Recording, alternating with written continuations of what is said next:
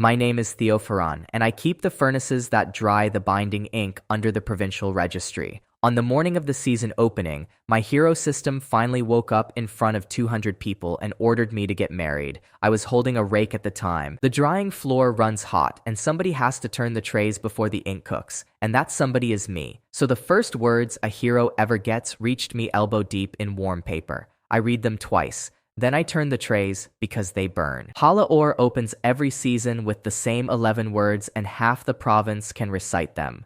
The season is open and the province is in good voice.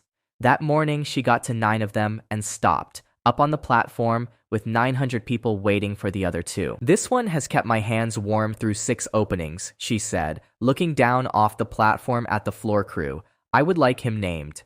200 people turned around at once to see who she meant, and I was the only man in that room facing the wrong way. The trays are fine, I said. Thank you. Those are the first words I ever said to Halaor in public, and I have had a long time to think about them since. She did not laugh at me. She put her herald ring against the platform rail, once, which is the sound the province knows better than any bell. Prefect Oral Prosk owns the running order, and he had not put me on it. He came down off the platform with the program rolled in his fist and spoke about me to everybody in the hall except me, which is a skill, and he has it. The Bureau examined that system before dawn, he said to the seated. It is defective. It is not a hero system. It is a fault with a voice. It gave me something this morning, I said, and he did not turn his head. Then it will give you nothing further, he said, and voided my stipend where the floor could hear it. Ilma Ferran, copyist, probationary, he added, reading her off the program. Renewal at my signature. He says my sister's name the way a man reads out something he already owns, and I have heard him do it 3 times now, and the shape of it never changes. Then the system printed again, while he was still enjoying himself, over my head, in the air, where the whole opening could read it without asking me first. Marriage Quest 1. Bring the warden captain her burden. Under the words, a name and a figure no other panel carries. Brenna Cole. Compatibility 4. 4, Prosk read out, and the hall laughed with him. Halaor did not. You should know what a compatibility figure looks like when it is hanging in the air over your head at a season opening. It looks like whether everybody can read. It does not move when you move. It does not care that the second tray is already going brown at the edge. Odo Vel reads the day's intake aloud on the drying floor at the 8th hour, flat, every morning, whether anybody is listening or not. He is the registrar's clerk, and he has one opinion in him, and it is about tea. He got to us 4 minutes after Prosk left the hall. Intake for the day, he said. 14 trays of chamber ink, 2 of gate ledger, 1 panel, compatibility, Brenna Cole, 4. The tea was acceptable. Nobody spoke for a while after that. Then Sella off the second furnace asked the room whether 4 was good. 4 is the number of legs on a stool, my sister said. She had come down from the copy room with ink to the second knuckle and no expression on her face at all. It is not a hero number, she said, and put her thumb over the panel from across the room to see if it would go away. Nals versandes Ilma Ferran is 29. She is on probation for a mistake she did not make, and she is funnier than I am. She read the panel twice over, exactly as I had read the words. Brenna Cole will break you across her knee, she said. Warden captain of the wall gate. 11 years on the same stone. They say she carried 400 stone of gate timber off a man who was under it, Ilma said. Then she looked at the figure again and revised her position where she stood. Although 4 is very low, so on balance, you are probably safe. We rent 1 room over the drying floor. It is warm the way an oven is warm, and it costs what a cold one costs. And my half of it came out of the stipend Prosk had just voided at volume. Ilma's half comes out of a probation that renews at his signature twice a year, on a day he chooses. You are going to go, Ilma said, from the doorway, without putting the lamp down. I am going to go, I said. You do not know what a burden is. I know exactly what a burden is, I said, and that was the one useful thing about me that morning, and I did not know it yet. The wall gate stands at the north end of the province, and it is the reason there is a province at all. It weighs 800 stone. For 2 years, it has been raised by hand, and everybody in the province knows that, and nobody in the province has done anything about it. When I got up there at the 9th hour, the watch had 12 men on the hauling line, and the gate was up about the height of a horse. They were holding it there. One of them had his face turned away from the others because he was crying and did not want it discussed. Warden Captain Brenna Cole sets her gauntlets down before she speaks to anybody. Two of them on stone, one and then the other, and the sound of it arrives before she does. The gatehouse smells of cold dust and has smelled of cold dust since the wall went up. State your business, she said. I have a quest, I said. Everybody has a quest, she said, without moving at all. State your business. The quest is about you. She looked at me for about 4 seconds, then picked up one gauntlet and set it back down, which I have since learned is what she does instead of blinking. Read it, she said. Bring the warden captain her burden, I read. She read it herself off the panel after that, moving her lips, which every man on the hauling line pretended not to see. Burden is what a gate is required to carry, she said. This gate carries what is assigned to it, and you have been assigned to it. That is not what it means, I said. It is written plainly, she said. It is written badly, I said, and I would like it on the record that I was correct, and it made no difference whatsoever. Then she bent, put one arm under me, and carried me the length of her own gatehouse, in front of 12 men on a hauling line, at a good pace, chin level, the way you carry a standard through a square. Nobody laughed. The Wallgate Watch are trained out of it, and they do not make exceptions. She set me down by the drum housing at the far end, and that is where I stopped arguing, because from there I could see the drum. A gate that size rises on 2 chains over a drum, and the drum is balanced by a weight on a 3rd chain, and the weight is called the burden. It has been called that since before there was a Bureau of Bindings to write it down and get it wrong. The burden of the Wallgate had come off its drum 2 winters ago and was sitting in the pit underneath with a tarp over it and a bird nesting on the tarp. Why is it down there? I said. Because the powel is cracked, the sergeant said. Without the powel, the drum runs free. Without the drum, we haul. There was a second reason they were holding that gate at horse height, and it came round the corner at the 10th hour in a very good coat, a bureau man named Farron Alt with a rolled program of his own, because they issue them. The season procession leaves through this gate at the 2nd hour of the afternoon, he said. It leaves with the gate full up and held, and it stops under the arch for the voice to speak. 4 minutes. Held. We cannot hold it full up for 4 minutes, Brenna said. The program says the gate is full up and held, Alt said. Then the program is wrong, she said, and he wrote something in the margin, and I stood in a cold gatehouse and watched a woman who commands the north wall get scheduled at by a man with a pen. Where is your forge? I said. Cold, said the sergeant, in the voice you use for a death in the family. 2 years cold, and nobody here is a smith. I am not a smith either, I said. I am a furnace hand. What I am is a man who has re-tempered the registry seal plates every winter for 6 years, because a plate warps in the damp, and a warped plate prints a blurred ribbon, and a cracked pawl is the same argument in a bigger casting.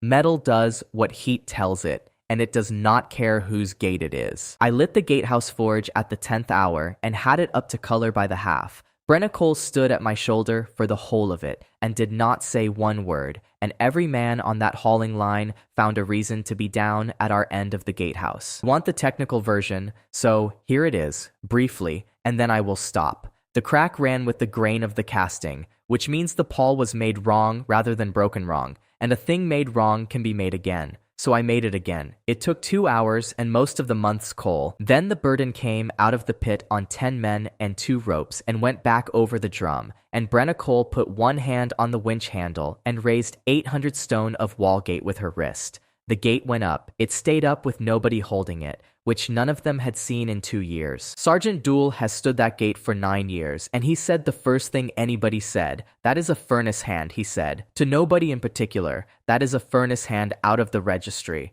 4 is wrong, said a woman on the line. 4 is wrong. Then the panel over my head printed a new figure, and the entire North Wall Watch read it at the same moment, which is the trouble with a public compatibility counter and also the whole point of one. Brenna Cole, compatibility, 11, Dole read out. 11, said the woman on the line. The man beside her said it, and then the one beyond him, and it went down the hauling line as a count goes down a hauling line, and Brenna Cole stood under her own gate and let her watch say a number about her out loud. The procession came through at the 2nd hour, with the gate full up and held. It stopped under the arch for 4 minutes, and Hala Orr stood in that arch with 800 stone of iron-bound oak over her head, and spoke to 40,000 people. Prosk 3 paces behind her with his good profile. The gate is open because it was mended this morning, Hala said, off her own text, in the arch on the day. It was mended by the furnace hand I asked to have named at the opening. I was told he was not on the program. Then she stopped talking and did not go on. The running order gives the voice 4 minutes under that arch, and she had spent about 40 of the seconds, and she stood in the rest of them with 40,000 people banked up behind her, waiting for a correction. Prefect, she said, without turning round. The program.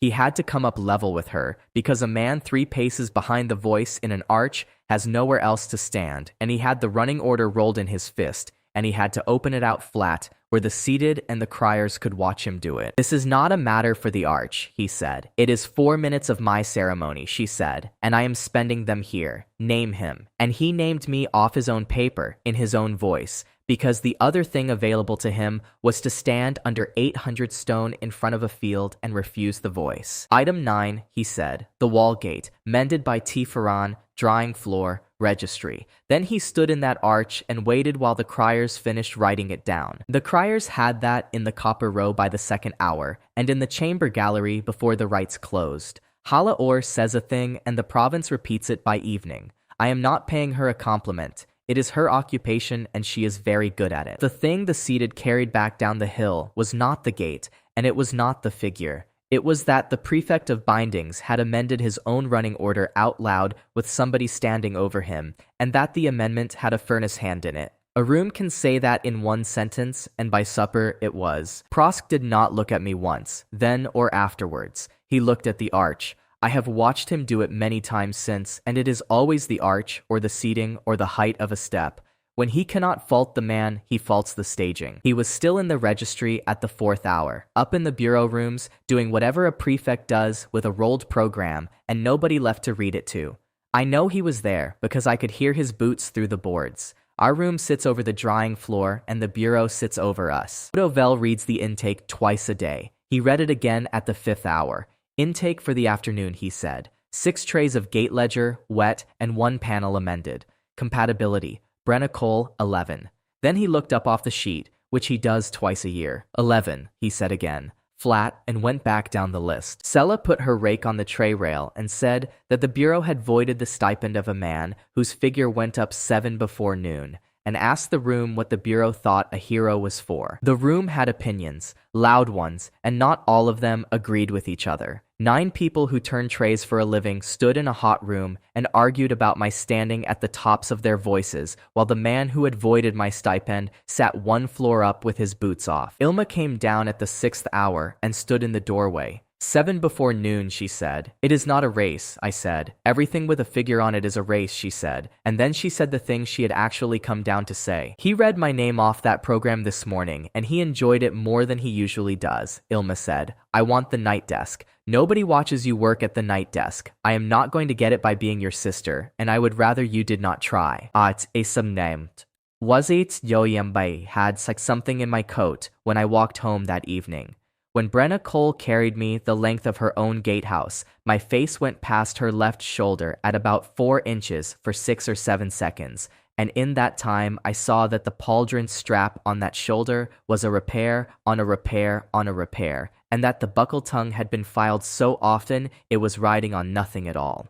She has been meaning to fix it for 2 years. Everybody at that gate knows it. It is a joke on the hauling line, and it is the kind of joke that means nobody is ever going to do anything about it. So I lifted it off the hook by the gatehouse door on my way out, which is theft, and I retempered the tongue on my own furnace at the 2nd hour of the morning with my father's tongs and the ink trays turning behind me, and I walked it back up to the north wall before the watch changed and hung it where I found it. I did not leave a name on it. I should be honest about the reason, and the honest reason is not flattering. I did not leave a name on it because I did not want to have a conversation at the 6th hour of the morning with a woman who can lift a gate. 2 things were waiting for me when I got back down to the drying floor, and one of them printed in the stairwell with nobody there to read it. In all this business, it never printed in private again. Marriage Quest 2. Draw the adjudicant's ribbon warm. Under it, Isolde Wren. Compatibility 7. I read it 3 times on the stairs, and I did not understand 1 word of it, and I have since learned how it feels to be handed something by a machine that is cleverer than you are about people. The other thing was nailed to the drying floor door on bureau paper in a hand I would come to know very well. It was the running order for the third day, approving before the Chamber of Rights, the Bureau of Bindings, to demonstrate the defect. The adjudicant, Isolde Wren, presiding. Galleries open to the province. At the bottom, where a program lists who appears and in what order, my name was on it for the first time in my life. It was on the program as the exhibit. On the third day of the season, the Chamber of Rights seats 400 people under a roof made of one piece of stone, and on the third day of this season, every one of those seats was taken before the 7th hour, which does not happen for rights and does happen for a hanging. I came in through the server's door because the exhibit does not use the front steps. A gallery clerk gave me a card with a number on it and told me to hold it up when my number was called, and I asked him what happened if I did not, and he said that he had never had to find out. I know what the Bureau did the night before, because Farron Alt told a woman about it in the Copper Row a month later, and she told half the row, and the row tells me things now, so this is his account and not mine. Prosk had them in the Bureau rooms until the 2nd hour of the morning, with the running order on the table and a magister named Havel's son writing the questions. Sun wanted to argue the system was unlicensed. Prosk did not want a license argument. He wanted the province to laugh. Nobody laughs at unlicensed, Prosk said. Everybody laughs at a machine that says it loves you. Make it print in front of them, get it to say something soft, and let the adjudicant read the soft thing out in her own voice. Then write the running order so the laugh comes before she can rule. That last instruction is the one I think about. He did not tell his magister to be right. He told him where in the order to put the laugh. Adjudicant Isolde Wren draws a seal ribbon tight before she opens a sitting. It makes a flat snap once, and the chamber goes quiet on it, the way a stable goes quiet on a bolt. She has certified 9,000 rights, and she has never once overturned herself. The chamber smells of cold ink. She has a stylus for marginal notes that she does not put down when she is listening. I have watched her hands since, and she annotates the room. A speaker gets a mark. A claim gets a mark. Somewhere in her notes from that morning, I am a mark. The Bureau of Bindings brings approving, Sun said, standing. The exhibit holds an issue of a hero system which prints no combat quest, no trial, no boon, and no rank. It prints sentiment. Sentiment is not a task. A system that issues no task is not a system, and the results recorded against it should be struck. Struck means the gate, I said, from the server's bench,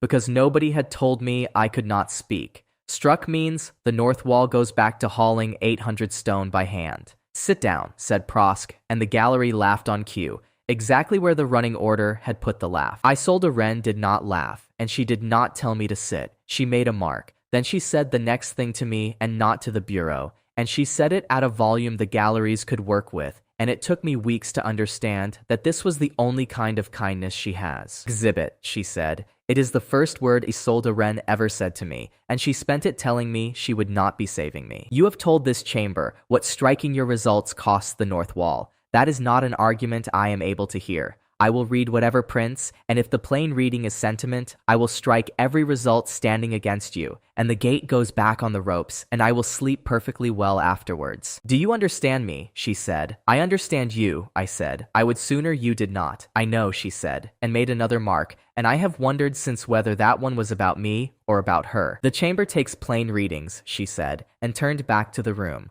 The Bureau asks this sitting to strike. Print it. Nobody in that building had thought about that. A hero system does not print because a magister asks. It prints when it prints. So 400 people sat in a stone room and waited on a machine, and it took 11 minutes. And I have never been looked at that hard for that long in my life. Warden Captain Brenna Cole came in at the 7th minute in full kit and stood at the back with her gauntlets still on, which nobody does in that room, and nobody said anything about it. She was there to give evidence about the gate. I noticed one thing about her, and I did not say a word. She was wearing the left pauldron. The strap was holding. She had not asked anybody at that gate who had mended it because it had not occurred to her that anybody would, and so the answer she had settled on was that she had misremembered how bad it was. At the 11th minute, the panel printed over my head in a stone room in front of 400 people, and it printed this. Marriage Quest 2. Draw the adjudicant's ribbon warm. Sun had his laugh line ready and he used it. There, he said, to the galleries. Sentiment. The system would like the exhibit to warm the adjudicant. And he got the laugh. And it was a big one, and it went round that stone roof twice. Then it stopped, because the adjudicant of the Chamber of Rights had gone completely still with her stylus off the page, and 400 people can feel that from the back row. Read it again, she said. I read it again, off the panel, in a stone room, the whole line of it. Louder, she said. And I said it louder, and she put the stylus down, which she does not do. I did not understand any of it at that moment, and I am not going to pretend that I did. What I understood was that a woman who certifies 9,000 rights had just stopped being the calmest person in the room, and that whatever I had said, I had not said it to the gallery. Later, she told me why, and she told me plainly because she does not have another way of telling things. When she was 19, she drafted a right of lesser binding that was never published. It exists in her own hand in a box in the chamber cold room, and she has never read it aloud to anybody. The fourth line of that draft says that a ribbon should be drawn warm. She wrote it at 19 because her grandmother said it and she liked the sound of it. And then she took it out of the fair copy because it was not the kind of thing a chamber puts in writing. Nobody alive has spoken that phrasing in her hearing. The chamber takes plain readings, she said, and her voice had exactly as much chamber in it as before, which I respect enormously. The Bureau says this text is sentiment. The plain reading of draw the ribbon warm is that a ribbon should be drawn warm. Magister, what is a chamber ribbon? Sun told her, because he had to. A ribbon is the sealing stock drawn through the die under the seal plate when a right is certified. And what temperature is it drawn at, she said. And he said that it is drawn at whatever temperature it is. Then warm is not a defined term of this chamber, she said. Magister, is it? It is not, said Sun. Then this sitting will define it, said Isolde Wren, and 400 people made the sound a gallery makes when it works out that it is going to be in the room for something. She spent 6 minutes of the Bureau's own proving establishing on the record, with a magister answering her what warm means. Warmer than the room, cooler than a hand minds. Warm is what a thing is when somebody has thought about it, said the gallery clerk from the doorway, who had not meant to speak at all. She entered that.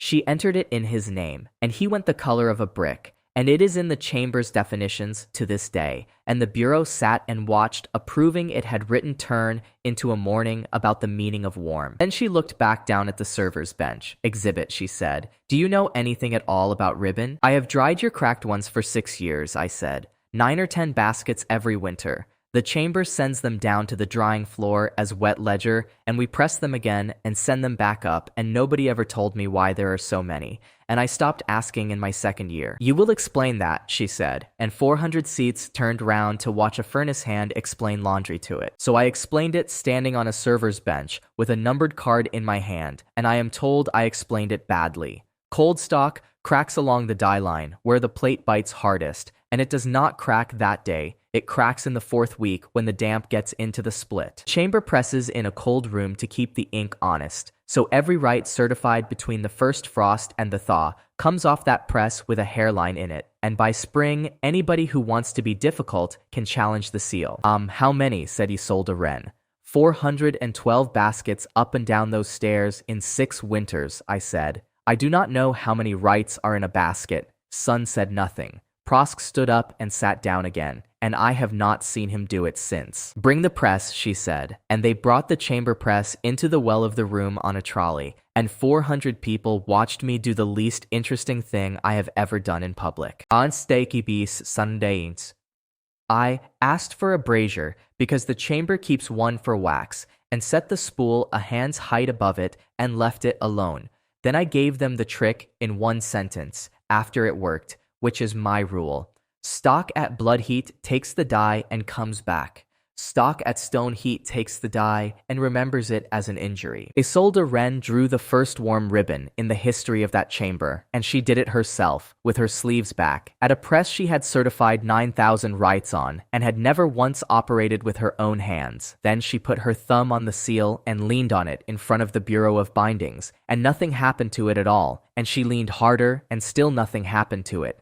Then she drew a cold one off the trolley spool and thumbed that, and it split along the die line with the sound of a dry leaf in a stone room where the sound had nowhere to go and went everywhere. She held them up, one in each hand, and turned once so the galleries could see, and the chamber made a noise I did not know 400 people could make in a stone room. The bureau brought a proving, she said. The bureau has proved something. It has proved that the chamber press has been cracking its own seals for 6 winters, and that the drawing floor has been carrying the evidence up and down the stairs the entire time without being asked one question about it. I fostunts. I have not been overturned, she said, and she said it before anybody could say it for her. The rulings stand. The rulings were correct. The seals were cracked by a cold room and not by a bad reading. And this chamber will repress every winter right from the last 6 years, beginning with mine. Then she picked her stylus back up. As to the proving, she said, the bureau asked this chamber to find that the text prints sentiment rather than a task. The text printed a task, and the task was performed. The finding is against the bureau. The gallery clerk who had given me my number read the panel out because reading things out is his office, and his voice went up in the middle of it, which I am told he was teased about for a month. Isolde Ren, compatibility 16. 16, said the front gallery. 16 from 7, said somebody in the third row, doing the arithmetic out loud like a man at a race. That is the exhibit, said a woman near the doors. He has never once been in this building before. I would like the record to show, Prosk said on his feet, that the Bureau of Bindings has been raising the condition of the chamber press for some considerable time. It has not, said Isolde Ren without looking up. It is not in the ledger, and you are not on the running order to speak. She had put him somewhere on a running order, in his own gallery, in front of the seated, using his own tune in a different arrangement, and he heard her do it, and he sat down. He did not stop talking. He has never once stopped talking. He sat and kept talking to the man beside him, who kept nodding. Odo Vel was in the 4th gallery, because the registrar sends a clerk to every right, and Odo is the clerk who has never once asked to be sent somewhere else. He wrote the figure down. 16, he said to the man next to him, who had not asked. The tea here is served cold on purpose. It is the only thing Odo Vel said about the largest morning of my life, and I have thought about it more than anything anybody clever said that day, and I still do not know why. Ala Or was in the 2nd gallery in a plain coat because the voice of the season attends rites and is not supposed to be the point of them. She knocked her herald ring on the rail twice on her way out, which the province reads as approval, and which she did not have to do. The province heard about the cracked seals by evening, and about the exhibit by supper. I am told a crier on the Copper Row was selling it as a comedy by the 2nd hour of the afternoon, with the parts done in voices, and that his Prosk was very good and his me was insulting. And on the chamber steps, in front of the people coming out, the panel printed again, Marriage Quest 3. Make the voice of the season quiet, it said, and then the name. Hala Or, compatibility. 14. 14 is high, said a man behind me. 14 from nothing is very high, said his wife. And then somebody read the rest of it aloud, and the whole step went silent, because make the voice of the season quiet sounds exactly like a threat when you read it on a stair. Hala Or read it over my shoulder in her plain coat, with 40 people watching her read it, and she laughed, and it was nothing like the stage one. It was a short, ugly laugh out of the front of her face, the kind you make when something surprises you before you have arranged how to receive it. Good luck, she said, and knocked her ring on the stone rail, and went down the steps into a crowd that opened for her, and I stood there, holding a numbered card and understanding nothing. And sasulaikis gaukas sachuais gaicherlo ilma safe iskas adhatas atsoitad, an opinion about Isolde Ren before I got the coat off. She annotates people, Ilma said. I have copied her rulings for 4 years, and she puts a mark by every name, and the marks are not kind. You are a mark now. Congratulations on becoming stationary. Then she read the 16 off the panel and revised her position, the way she always does, and the revising is a family trait. Although she represses 6 winters of her own rights in front of the province rather than let a cracked seal stand, she said, that is not nothing. I withdraw stationary. She held the position for about 9 seconds. She still annotates people, she said. I got back to the registry at the 4th hour, and my key did not open the stair door to the upper floors. The notice was on the frame, on bureau paper, in that hand. By order of the prefect of bindings, the drawing floor staff were now restricted to the drawing floor and the yard. The upper floors, the copy room, and the chamber approach were closed to us during the season, on grounds of the condition of the stairs. The condition of the stairs was excellent. I had retempered the stair brackets myself the previous winter. Underneath it was the second notice, and that one was aimed at me. The copy room hours had been rearranged for the season. Copyists on probation would work the 8th to the 2nd. That is exactly the drying floor's hot stretch, when the trays turn every 11 minutes and somebody has to be there. Ilma read it over my shoulder in the yard with her coat still on. I cannot be up there, and you cannot be up there, Theo, she said. And the trays cook at the 11th minute. And if the trays cook, the floor loses the chamber ink. And if the floor loses the chamber ink, the registrar wants a name. Botomer and Ida signed San. Whose name? I said, and she gave me a look I had not had off her since our mother died. Mine, she said. It is always going to be mine, and that is what the hours are for. The chamber ink trays turn every 11 minutes across the hot stretch, and there is no arguing with that figure, because it is not a rule the registrar made. It is what happens to ink at that temperature, and ink does not read notices. On the 5th day, my sister was locked in a copy room across the whole hot stretch, and I was on the floor with 11 minutes and 81 trays. And Farron Alt was standing at the door in his good coat with a delivery time written on a card. Chamber ink leaves this floor at the 2nd hour, he said. The program has the chamber sitting at the 3rd, then get somebody else on the trays, I said. There is nobody else on the trays. That is a floor matter, he said, and wrote something in a margin. I have watched men write in margins my whole life, and I have decided it is the same gesture as spitting, performed by people who are not allowed to spit. So I changed the temperature, which nobody had done in 9 years, because nobody had needed to. The drying floor runs off 4 furnaces on 1 flue, and the flue damper has been wedged open since before I started, with a wedge made of wood, cut in a hurry by a man who is now dead. I cut a new damper stop out of plate, like Halperstanus Onirjerpespirits, hung it, and dropped the floor by a hand's worth of heat. The trays went from 11 minutes to 19. 81 of them at 19 is a job for one man, and 81 at 11 is a job for a man and a ghost. The ink went out at the 2nd hour, dry, and Alt took his card away. I would like to tell you I said something to him as he went. I did not. I stood in a hot room with both hands on the rail and shook for a minute, which is what happens to me afterwards and never during. The panel printed at the 3rd hour while I was still sitting on the tray rail. Marriage Quest 4, Weigh What the Broker Will Not Sell. The name under it belonged to somebody I had never met. Mim Croft. Compatibility 2.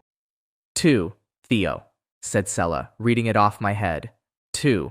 He has gone down, and nobody has gone down before.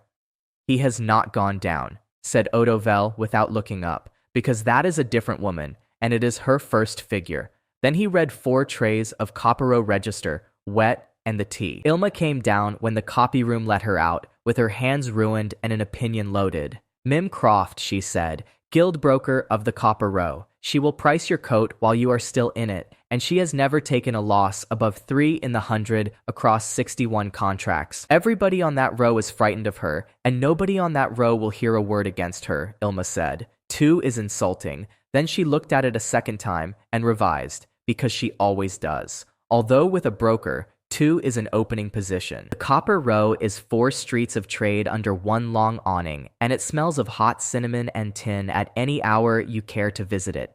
In the middle of it, up on a stone plinth, stands the public waybeam, which every seller uses because the guild says they must, and because it is fair. Mim Croft walks a coin across her knuckles while she talks, and that coin is the only thing about her ever in a hurry. She was up on the plinth when I got there with 40 traders around it, pricing things out loud in the middle of other people's business. Furnace hand, she said, before I had said anything. Registry, off the drying floor. Your boots are registry issue and your coat is not, so somebody died and left it to you, and both cuffs are scorched to the same height, which means you work over heat with both hands. I have a quest about you, I said. Everybody has a quest about me, and what is it worth?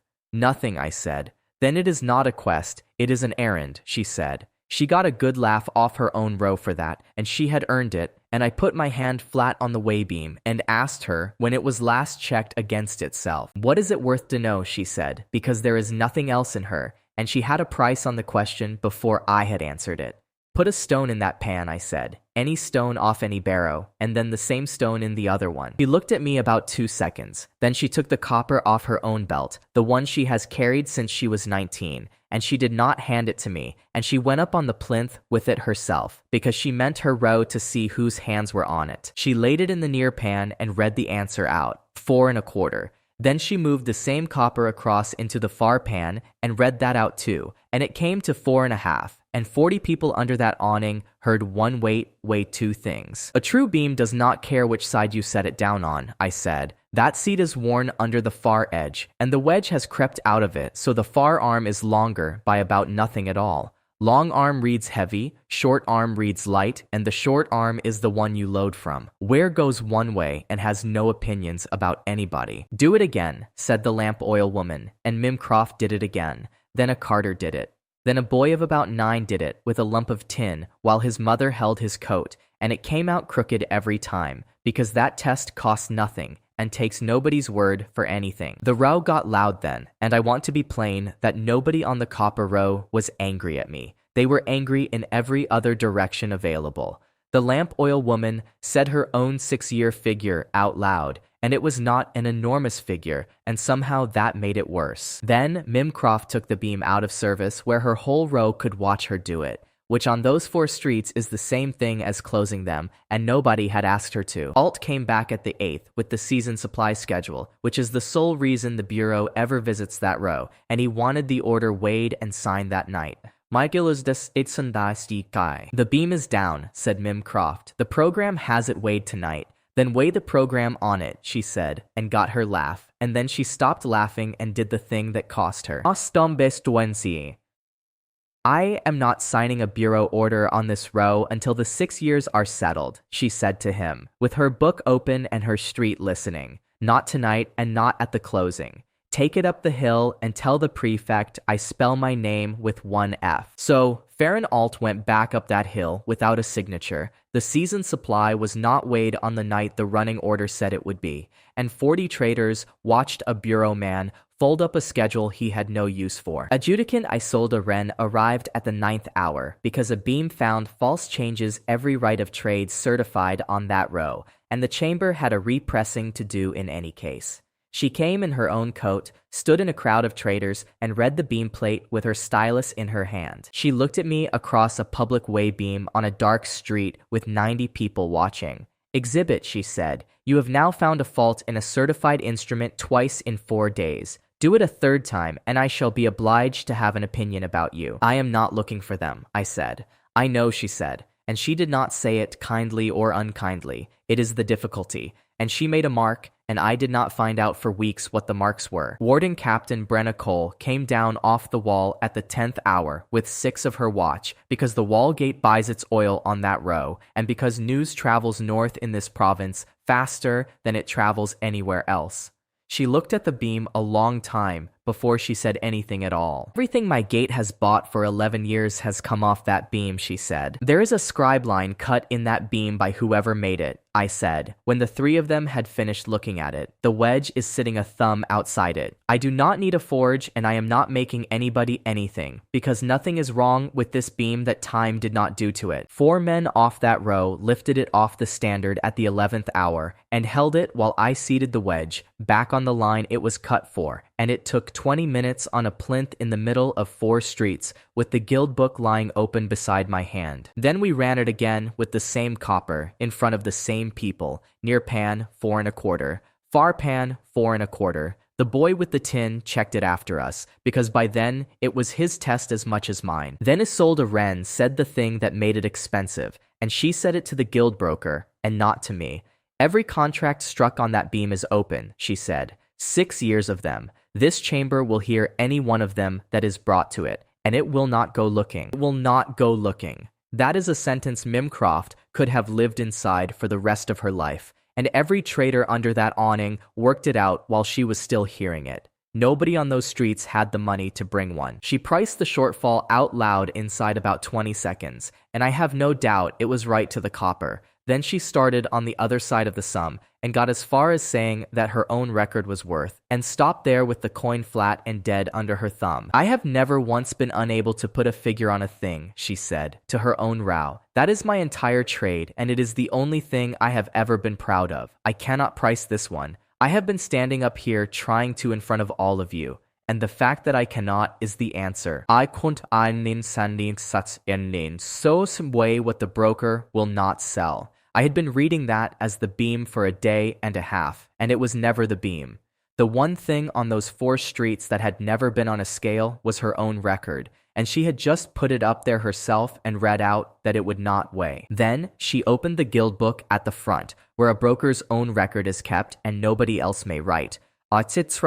And Datristens and entered against it that 61 contracts had been struck on a false beam, and read it out to the row, including her 3 in the 100, which stopped being true in the middle of her saying it. Name a figure, she said to me afterwards. No, I said. Name a figure. Furnace hand, she said again, and the row went quiet to watch. I have just opened 61 contracts in my own book in front of my own street. 6 years of shortfall across 4 streets is not charity. It is a debt with a face on it, and I am the only person here who can calculate it correctly, and I am telling you that it is large. I do not take fees for quests, I said. If I take a fee for a quest, then every figure that panel has ever printed over my head is a transaction, and I would rather be broke and mean it. My rent was 9 days from due at that moment, and I knew the number, and I said it anyway. Then she did the thing she is famous for on that row, which I did not know then, and every trader around us knew immediately, because they went quiet in the pleased way.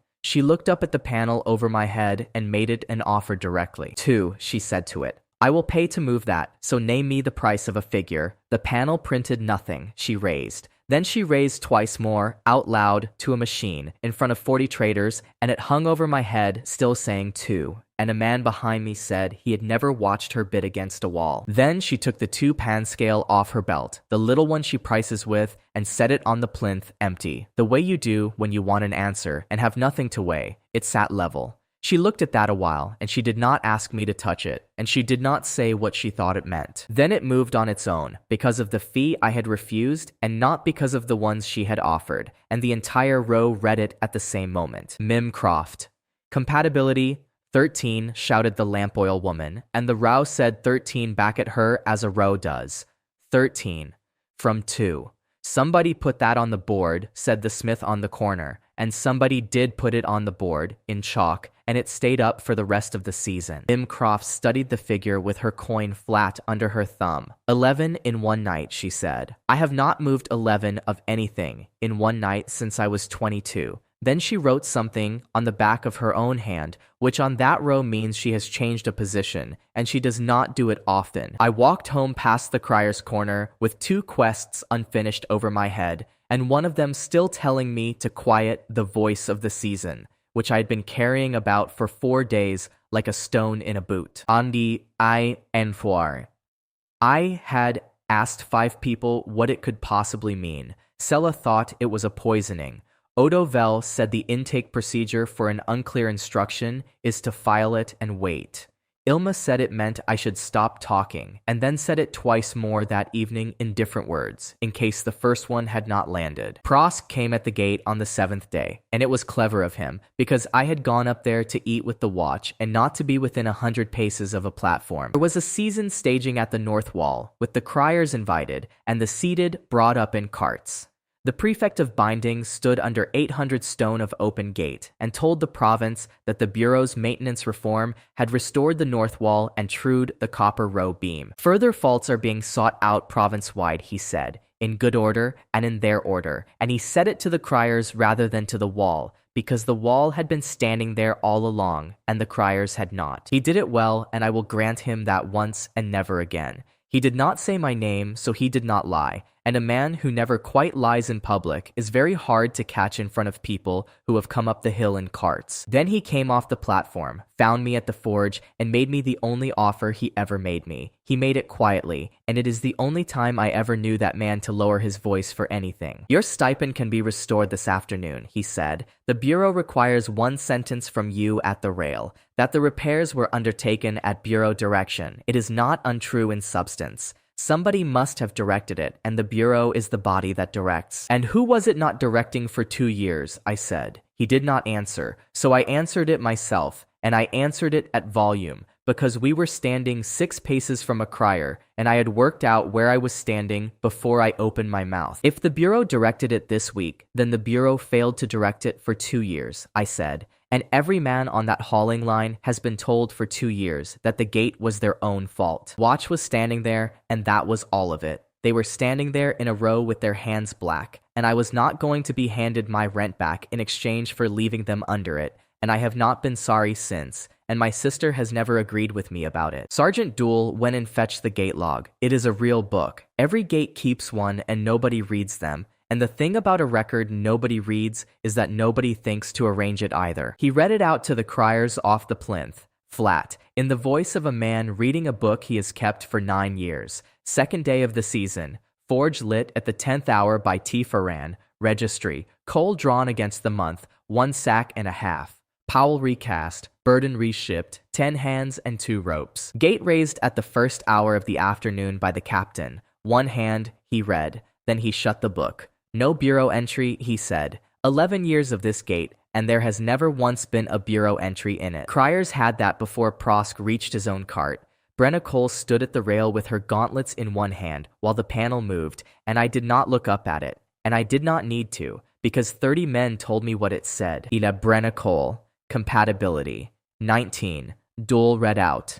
19, said the hauling line, and it went down the line as a count does, and this time they were grinning. And this time, it did not sound like arithmetic. It sounded like a verdict, and the prefect had to walk the length of it to reach his cart. Brenna Cole said nothing to me for the rest of that afternoon. She waited until the criers had gone and the seated had been carted back down and her wall was quiet, and then she came to the forge and set her gauntlets on the anvil, one and then the other. You could have had your money, she said. It was our fault for 2 years, on paper, in front of the province, and you could have taken the money and left it there, and nobody would have thought less of you except me. You did not know that I would be the one thinking it. I did know, I said, and she looked at me for 4 seconds, and picked up 1 gauntlet, and set it down again, and went back to her wall without another word. Only 2 notices went up in the registry yard that night, and I read them both by lamp, with my coat over my arm. The first said the Loom Hall would examine the issue of the Farron system under the provincial standard, Systems Adept Seraphine Vosk certifying, on the 9th day, findings, binding on the province. The second was an ordinary season announcement listing arrivals, 3 lines long. The third line said that Warden Commander Aldrich Sev of the capital would attend the North Wall as the Bureau's guest for the remainder of the season, at the prefect's invitation, to review the conduct of the gate. The Loom Hall examines a hero system by taking the plate out of the man. They do not tell you that beforehand. They tell you to sit on a stool in a cold white room and hold still, and then a student comes at your chest with a lens on a stalk, and you find out what a hero is worth in fittings. Systems Adept Seraphine Vosk clicks a lens into its socket before she speaks, the way other people clear their throat. The Loom Hall smells of ozone and lemon peel, the 2 things they use to clean glass, and I cannot smell either of them anywhere now without turning round. 206 systems, she said, without introducing herself. That is my count. I do not publish a conclusion below a sample of 30. Sit forward. Do not talk while I am reading. If you are frightened, be frightened quietly. It does not affect the instrument. The prefect of bindings was on the observer's bench with Magister Sun beside him, and 40 Loom Hall students on the tiers above, and Mim Croft 2 rows up with her coin going, because the Copper Row sells this hall its coke and its glass, and she had come to look at her own investment. The finding is required today, said Prosk. The program has the certificate read at the mid-season right. The program, said Seraphine Vosk, without looking away from the lens, is a piece of paper about what people will be doing. It says nothing at all about what is true. Then the panel printed, and 40 students wrote it down at the same time, which makes a noise, and which I had not heard before. Marriage Quest 5.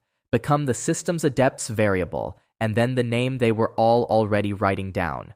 Seraphine Vosk. Compatibility 1. 1, said a student on the 3rd tier. A sample of 1 is not a finding, said Seraphine Vosk, and got the biggest laugh anybody got off me in that season, and did not appear to notice that she had made a joke, and I have since established that she did not. She has a control slate she keeps at her left hand with 3 columns on it, and the middle column is for the variable. She wrote my name into it. Then she wrote her own name into it underneath, looked at what she had done, wiped it, and wrote her own name in again.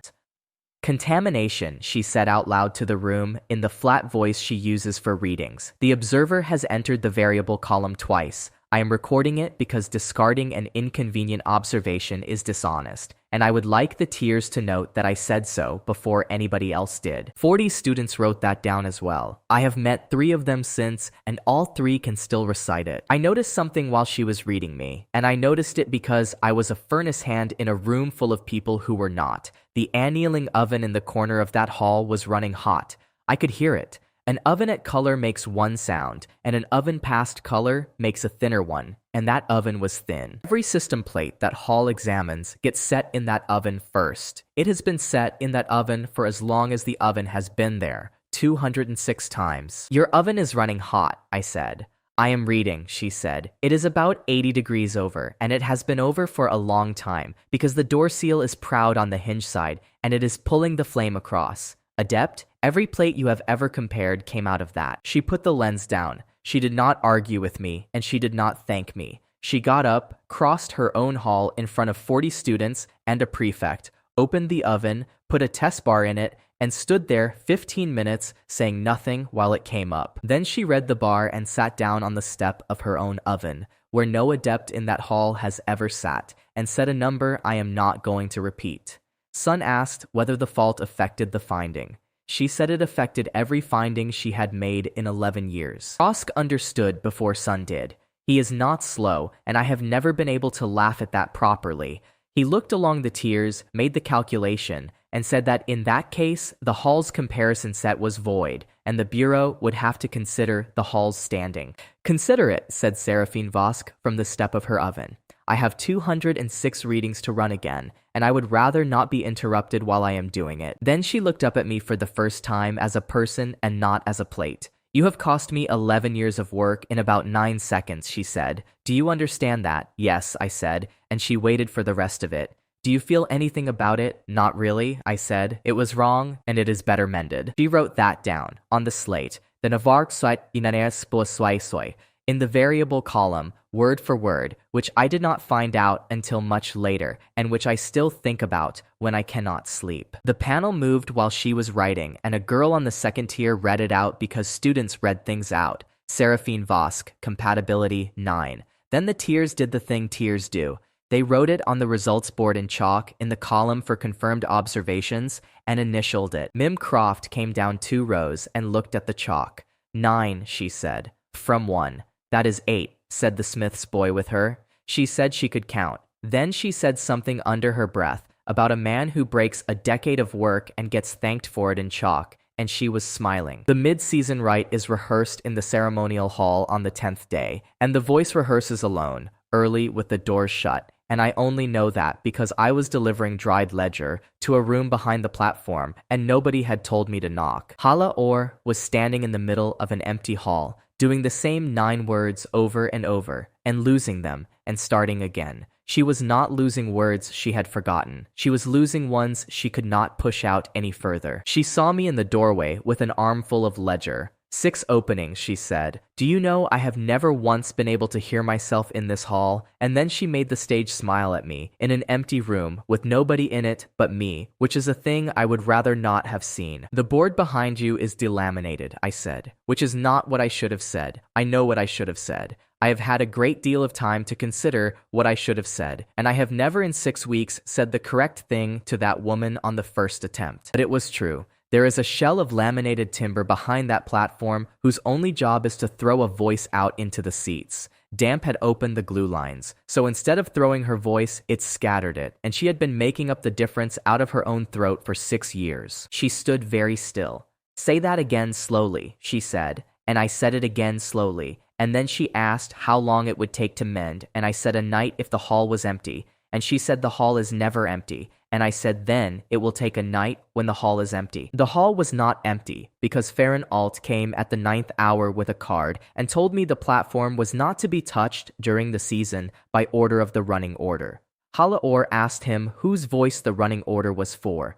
He said that was not a question the program addressed. So she went and got the chamber, which I am told is the first time in 6 years the voice of the season has asked anybody for anything in writing. Adjudicant Isolde Wren came at the 10th hour, read the order, made a mark, and said that the platform was a fixture, that the fixture was the chambers, and that the Bureau might address its objection to the fixture. I had that hall from the 11th hour to dawn. It is glue and heat and about 90 clamps, and it is the dullest work in this whole account. What matters happened at the 4th hour, when she came back with 2 cups of something and sat on the platform edge with her boots hanging. She talked the whole time in the low voice, the one the province does not know exists, which does not carry past about 4 feet. She told me things that are hers, not mine to hand on. She called me Theo and then asked me one question, and I answered it with a fact about laminate. I'll sir diren na apas isarians landigan, and she laughed the ugly laugh. At the mid-season right, she stood on that platform and spent about half what she normally spends,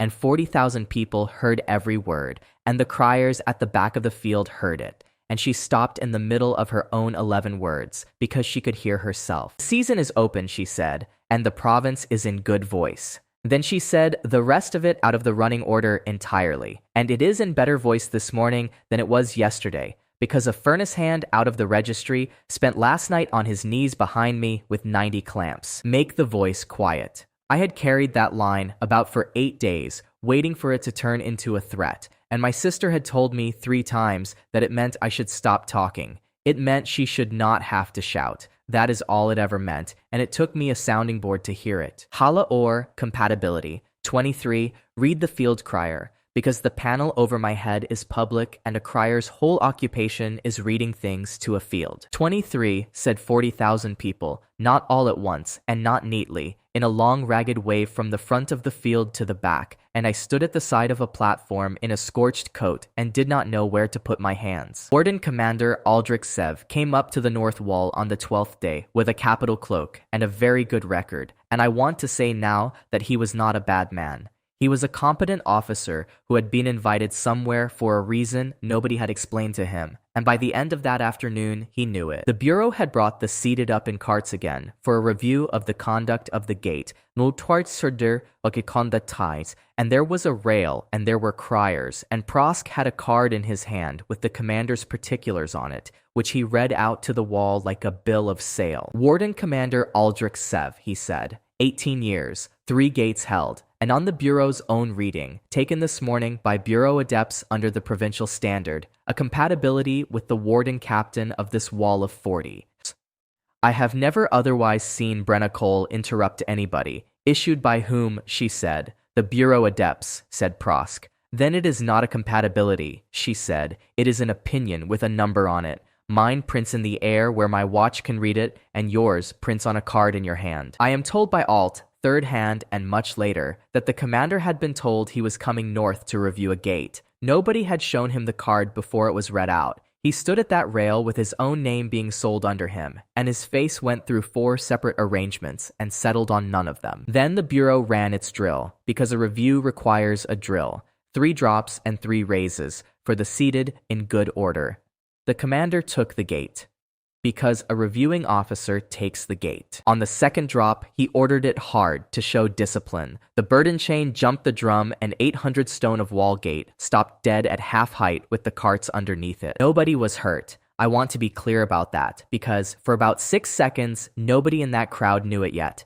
The commander called for the hauling line. The hauling line does not exist anymore. It was disbanded 4 days after I recast the POWL. Because a gate that works does not need 12 men. He called for it twice. He is not a fool. He was working from a manual, and the manual was written for a gate that had been broken so long the broken version had become the procedure. I went up the housing with a bar and a wedge, and got the chain seated in about a minute and a half, and then I said the one sentence I allow myself. A jumped chain does not want strength. It wants the drum eased a quarter turn back, and then everything is where it wants to be. The gate came up, the carts came out, and in the quiet afterwards at the rail, with the seated still in their seats and the criers with their tablets out, Commander Sev did an honest thing that I have never once heard Prosk do.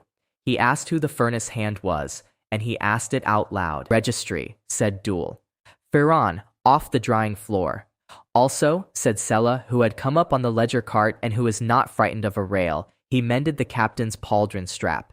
10 days ago, second hour of the morning, on his own furnace with the ink trays going. I was there. He did not put a name on it. Nobody had known. Brenna Cole had settled on the explanation that she had misremembered how bad it was, and she had settled on it because it was the only explanation available, and now there was another one, and it was standing at the bottom of the housing with a bar in its hand. She did not say anything to me. She sent Dul for the gate log, and she wrote in it herself at the rail, standing in front of the seated and the criers and a warden commander of the capital. And then she read out what she had written, because a log entry read out is how that wall says a thing is now true. Second day of the season, she read, strap, left pauldron, mended by Tifarin of the registry, unasked, unnamed, not entered at the time because the captain did not know, entered now. Debt logged. Then she did not shut it. She turned back through that log a long way, with the criers waiting on her and the seated watching her do it, and whatever she found in there she kept,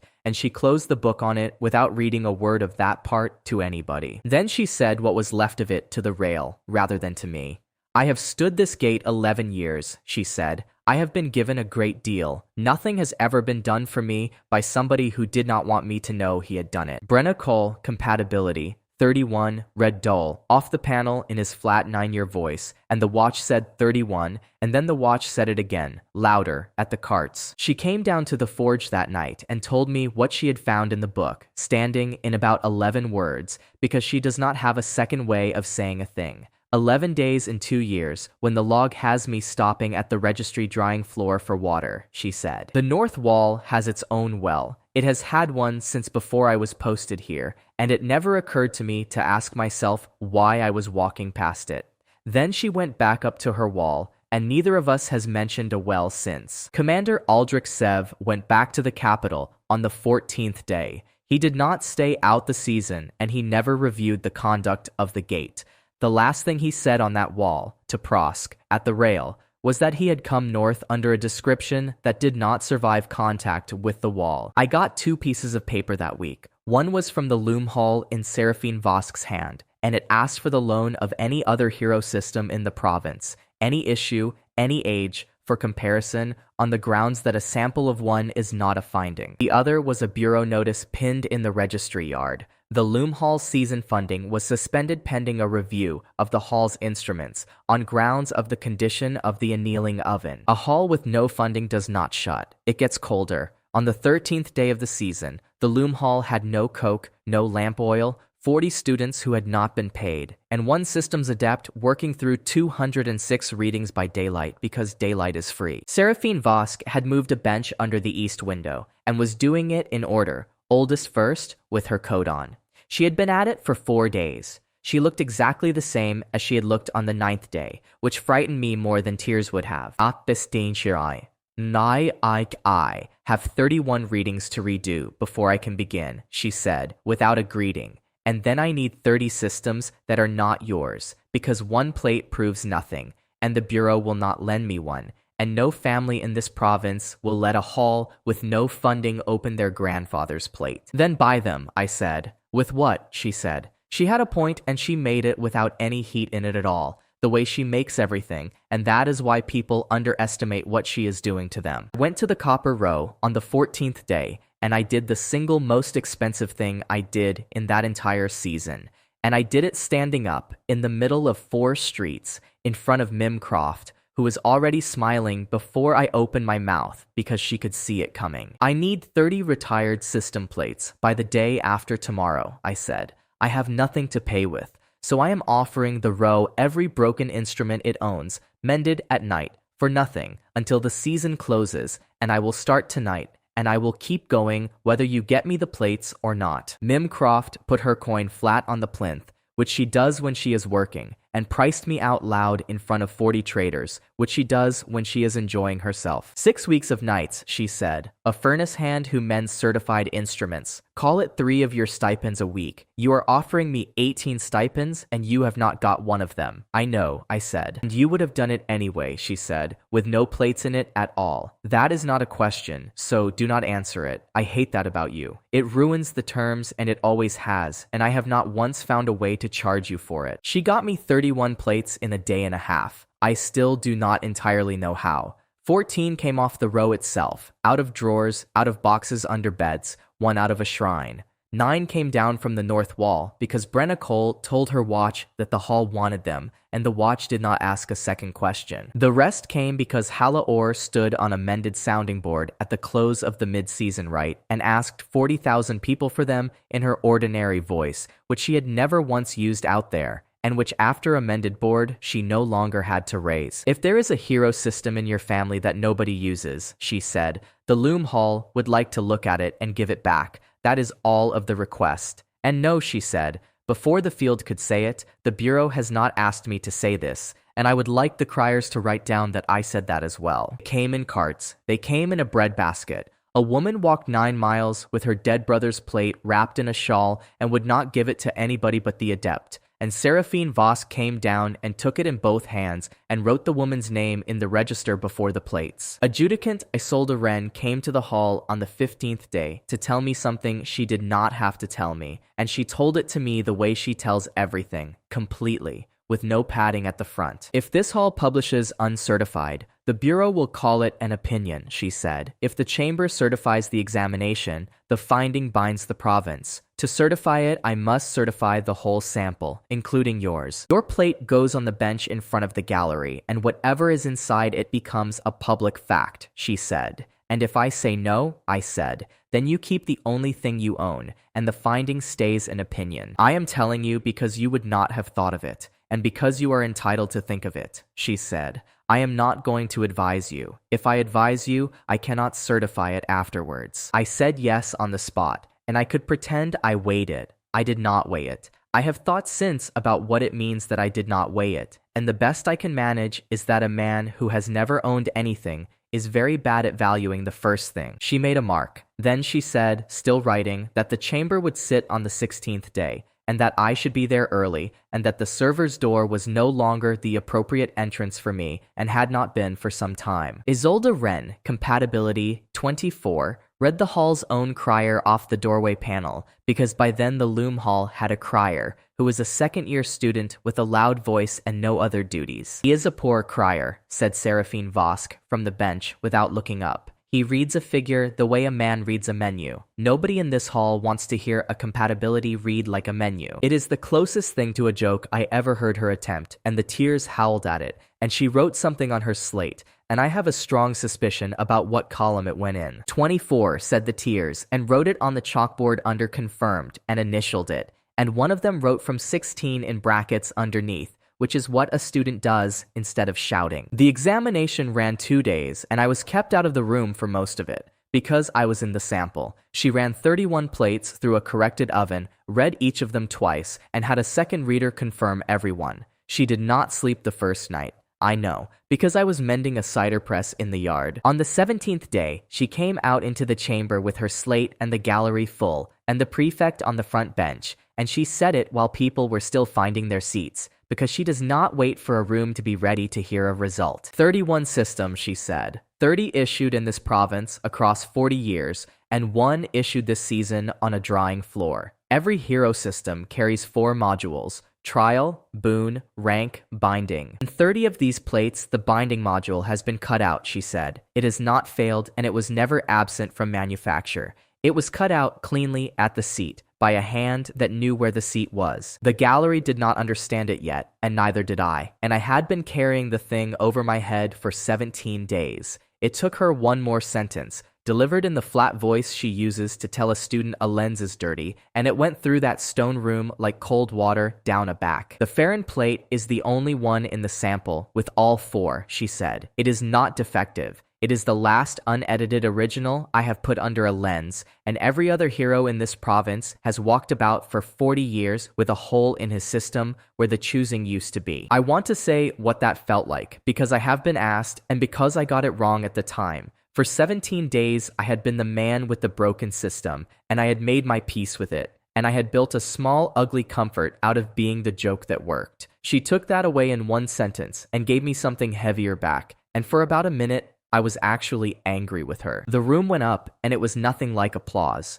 400 people asked each other the same question in the same breath, which sounds like a wave hitting shingle, and under it, a student on the third tier said the word cut over and over, the way a man tests a floorboard. Vosk did not deny it, and it is the moment I understood what I was actually dealing with. And I have never underestimated him since, and I would ask you not to either. He stood up in the noise, and he waited for it. And when he had it, he agreed with her. The adept is entirely correct, he said. The binding module was removed from provincial issue under the standard of 40 years ago, on the finding that binding quests are not hero work, and that a province cannot have its heroes pointed at marriage by a machine. It was removed by policy, and it was removed properly, and it is still policy, he said. Then he turned round and looked at me directly for the first time in 17 days, and he took his time about it, and the galleries turned round with him. Which means, he said, that the Faran system is not the last honest system in this province. It is the only system in this province out of standard.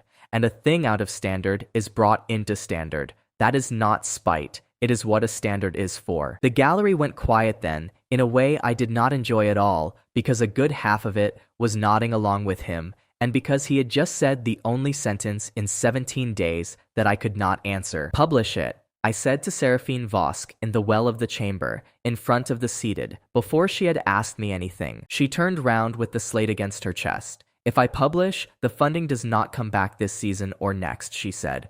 40 students. 2 of them have nowhere else. And you are the only out-of-standard system in the province, and a published finding is the map to your door. Publish it, I said. It is true. You do not get to hold a true thing back because of what somebody might do with it. And if you do hold it back, then everything you have ever certified is a thing you were willing to hold back. Seraphine Vosk stood down there and wrote for about 9 seconds. Then she read out what she had written. The finding published entire, with the sample, with the method, with the oven fault that voided a decade of her own comparisons, and the contamination noted and not discarded. Then she read the last line, and it is the only time I have heard her voice do anything at all. The observer is the variable, she said. I have written my own name in that column 4 times and wiped it 3, and I am not wiping it again. Because wiping data you dislike is what this hall exists not to do. Seraphine Vosk, compatibility 26, read the student crier, and the tears wrote it up in chalk, and then all 40 of them stood up in the gallery of the Chamber of Rights, where nobody stands, and the adjudicant did not rule on it. Mim Croft, compatibility 22, read the same crier a minute later off the second panel, and Mim was not in the building. She was on the copper row selling something to somebody. She heard it from the lamp oil woman and sent back one line, which the row repeated for a week. Tell him I still want a fee. Ilma was waiting on the stairs at home that night, sitting down with the lamp turned low, which she does not do. She had a cup for me and one for her, and she let me get my coat off and sit on the step below her. And then she told me the things she had been sitting on since I was 15. Mine came back blank, she said. I did not say anything back, because I did not have anything to say. And because I have learned that when my sister sits down before she talks, she has already decided how long it is going to take her. 9 years ago, she said, the registry does its own binding right for staff, and you were away at the yard that week, and I did not tell you. Blank plate, with nothing seated in it at all, no text and no figure. The bureau called it a defect of issue and gave me a form. Now I know what it was. She held the cup in both hands, the way she does when she is cold, which she was not. I took the probation because probation staff get the room over the drying floor, she said, and that room is inside the province, and a Farron outside the province is issued nothing. It was never the rent. You were 19, I said. I was 20, Theo, she said, and I would rather you did not go and make it noble, because it was mostly stubbornness, and I was extremely unpleasant about it at the time. I was angry for about 4 years, and a fair amount of it landed on you, she said. You were 14 and you thought I hated the trays. I did not hate the trays. I hated that the plate was blank and that nobody in this family had ever once been counted as somebody a person might choose. That is what the joke number is. I have been laughing at 4 and 11 and 19 for 17 days, and what I have actually been doing is looking at the first evidence anybody in our house has ever had. Then she drank her tea and said, in exactly her ordinary voice, that all 5 of them were far too good for me, and that the broker was the only one with any sense. And I said something about the hinges on that door, and she said that this was precisely the problem, and that she would put it in writing if it would help. Then she asked whether I had eaten, and I said I had. And she said that I was a liar and that there was bread in the tin, and we sat on those stairs and ate bread and said nothing further about blank plates for the rest of the season. I being sick, why? You always say will tell you the shameful thing, because I have told you the rest. For about a week after that, I could not look at the panel over my head without doing arithmetic about my sister, and it made me slow, and a man being slow in front of oral prosk is a man handing him a fortnight. They nailed the notice up in the registry yard while we were sitting on the stairs. Odo Vell read it out to the floor the next morning, flat, between the tray count and the tea, in the voice of a man who does not know he is holding a knife. Buenos mamizans, I pinachis are achusafto Sunday. The provincial standard for hero systems, he read, all issued systems to conform. Systems found out of standard to be brought into conformity by bureau adepts at the standardization ceremony on the 36th day, at the closing of the rites, before the galleries and the province. One system in the province is currently recorded as out of standard, he read. Then he looked up, which he almost never does, and read the name off the notice, and it was mine, and then he read the tray count. The provincial standard for hero systems runs to 16 pages, and only 2 sentences in it are about me. The first says that a system out of standard is brought into standard. The second says that results recorded against a system out of standard are of no effect, and that the second one is retroactive. Of no effect is a much better piece of drafting than wrong, and I have come to admire it the way you admire a good trap. It never requires anybody to argue that the gate is still broken or that the beam still reads light. It simply says, none of it counts, back to the first morning. By the 18th day, the Bureau had sent a card round to every crier in the province, instructing them that provincial criers do not read unrecognized figures, and the criers, who are paid by the Bureau, stopped reading them, and I do not blame a single one of them. Prosk stood on the crier's corner himself that morning to explain the arrangement, which he did well, because he explains things well. A figure that is of no effect is not news, he said. Reading it aloud in a public street would be a species of theater, and the province is not a fairground. And the panels went on printing over my head in the air, where anybody with eyes could read them, and every crier in the province stood underneath them not reading them. And for about a day and a half, that actually worked. And Odo Vell read the intake on the 19th day in a hot room to 9 people who were paid to be there. I need to be accurate about Odo Vell here, because a great many people have since made him into something he is not. He is not brave, and he did not decide anything. Nobody consulted him. He is the registrar's clerk, and the registrar's clerk reads the intake, and the intake is what is on the intake. Intake for the day, he said, to 9 people in a hot room, 9 trays of chamber ink, 1 of gate ledger, panels current, compatibility, Brenna Cole, 31, Isolde Wren, 24, Hala Orr, 23, Mim Croft, 22, Seraphine Vosk, 26. The tea was acceptable. Farron Alt came down at the 9th hour with a card. Panels are no longer read, he said. Odo Vell looked at the card, then at the intake sheet, and said the only thing he has ever said to the Bureau in his life. The intake procedure does not provide for omitting an item. And get another procedure, said Alt. There is not another procedure, said Odo Vell, and picked up his sheet and went back to the tray count. And I would give a very great deal to have seen Alt's face. And I did not, because I was on the other side of a furnace. 19th day.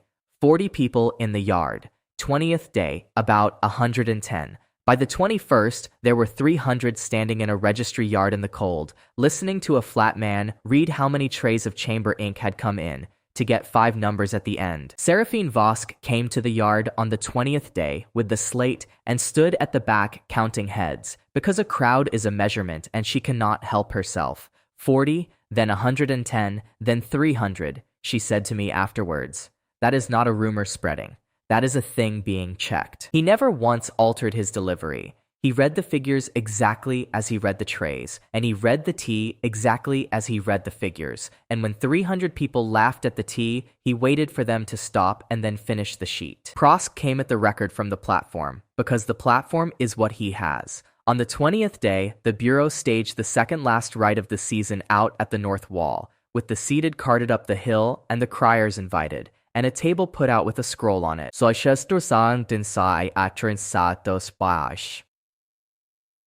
The wall gate stands to be commended in the standard, he said, from the platform to the wall, named as the model of conformity in this province, in a document that will outlive every person on this hill. The watch of the north wall hauled by hand for 2 years and was given nothing for it, he said. I am proposing to give it something, and I am proposing to do it this afternoon, in front of you, with the criers standing where you can see them. Let the watch have that for a moment, and I watched 30 men who had been the province's joke for 2 years stand up a little straighter in front of the seated, and it was the cleverest thing he did all season. There is one correction required, he said. The gate log for this season contains an entry against a system now of no effect. It cannot stand in a commended log. The captain has only to strike it, here, at this table, and the commendation is read into the standard this afternoon. The whole wall looked at Brennicol, and Brennicol looked at me, which he should not have done, and which told 300 people exactly what was in the entry. Strike it, I said, loudly, from the bottom of the platform steps, with the seated and the criers watching, and my sister too, who had come up on the ledger cart. It is one line in a book. Your wall has been the province's joke since before I could shave. Strike the line and take the commendation and let them have it. Brennicol came down off the platform, a move that appears in no running order ever written, and stood in front of me with her gauntlets on. You do not get to give that away, she said. It is not yours to give. It is in my book, in my hand, and the debt is mine. And a captain who strikes an entry to buy a commendation is a captain whose log means nothing for the 11 years behind it and the 11 years in front. Then she went back up, and she did not sign, and she opened the book on the table in front of Prosk and read the entry out to the criers for the second time in that season, and added a line underneath it and read that out too. Dine for your 20th day, she read, commendation offered against the striking of the entry above. Offer declined by the captain. The man named in the entry above asked me to accept it. Entered because it happened. Brennicol compatibility, 42. Said Duel, off the panel, in the flat voice, and 30 men on that wall said 42 at the carts, and one of them said it at the prefect, which Duel put a stop to, but not quickly. The chamber sat on the 21st day to hear the Bureau's application that the province's records of compatibility be closed, and I was not the exhibit anymore, and I came in the front because I had been told to. Magister Sun put it in one sentence, and it very nearly worked. A record is kept by the body that issues it, he said. The Bureau issues the recognized record of hero systems here, and the Bureau does not recognize these figures, and therefore no record of them exists, whatever people write in books. Adjudicant Isolde Ren has enforced a clause on that exact point for 9 years, and it is a clause she drafted herself at 23, and it says that a record kept by those it concerns is a record. She has always applied it as a limitation. It has closed hundreds of ledgers. It closed one of my mother's. I had read it the night before, on the floor of a copy room I was not supposed to be in, because my sister had put it in my hand and gone away and said nothing. May I read the clause? I said, and the gallery made a noise, because a furnace hand asking to read law in that room is either the funniest thing anybody has seen all season or the end of him. You may, said Isolde Ren, and made a mark. So I read it out to the room, in a flat voice, badly, and then I said the thing I had come to say, and I said it to her and not to the gallery, and I did not enjoy it, and I have been told since that the flatness of it was what made it land. It says a record kept by those it concerns is a record, I said. It does not say the body that issues it, those it concerns. A figure over my head concerns 5 women, and me, and a wall that gets opened, and a row that gets weighed, I said. Their books are the record. Your own words say so, and they have said so for 9 years, and nobody has read them out to you. The chamber was extremely quiet.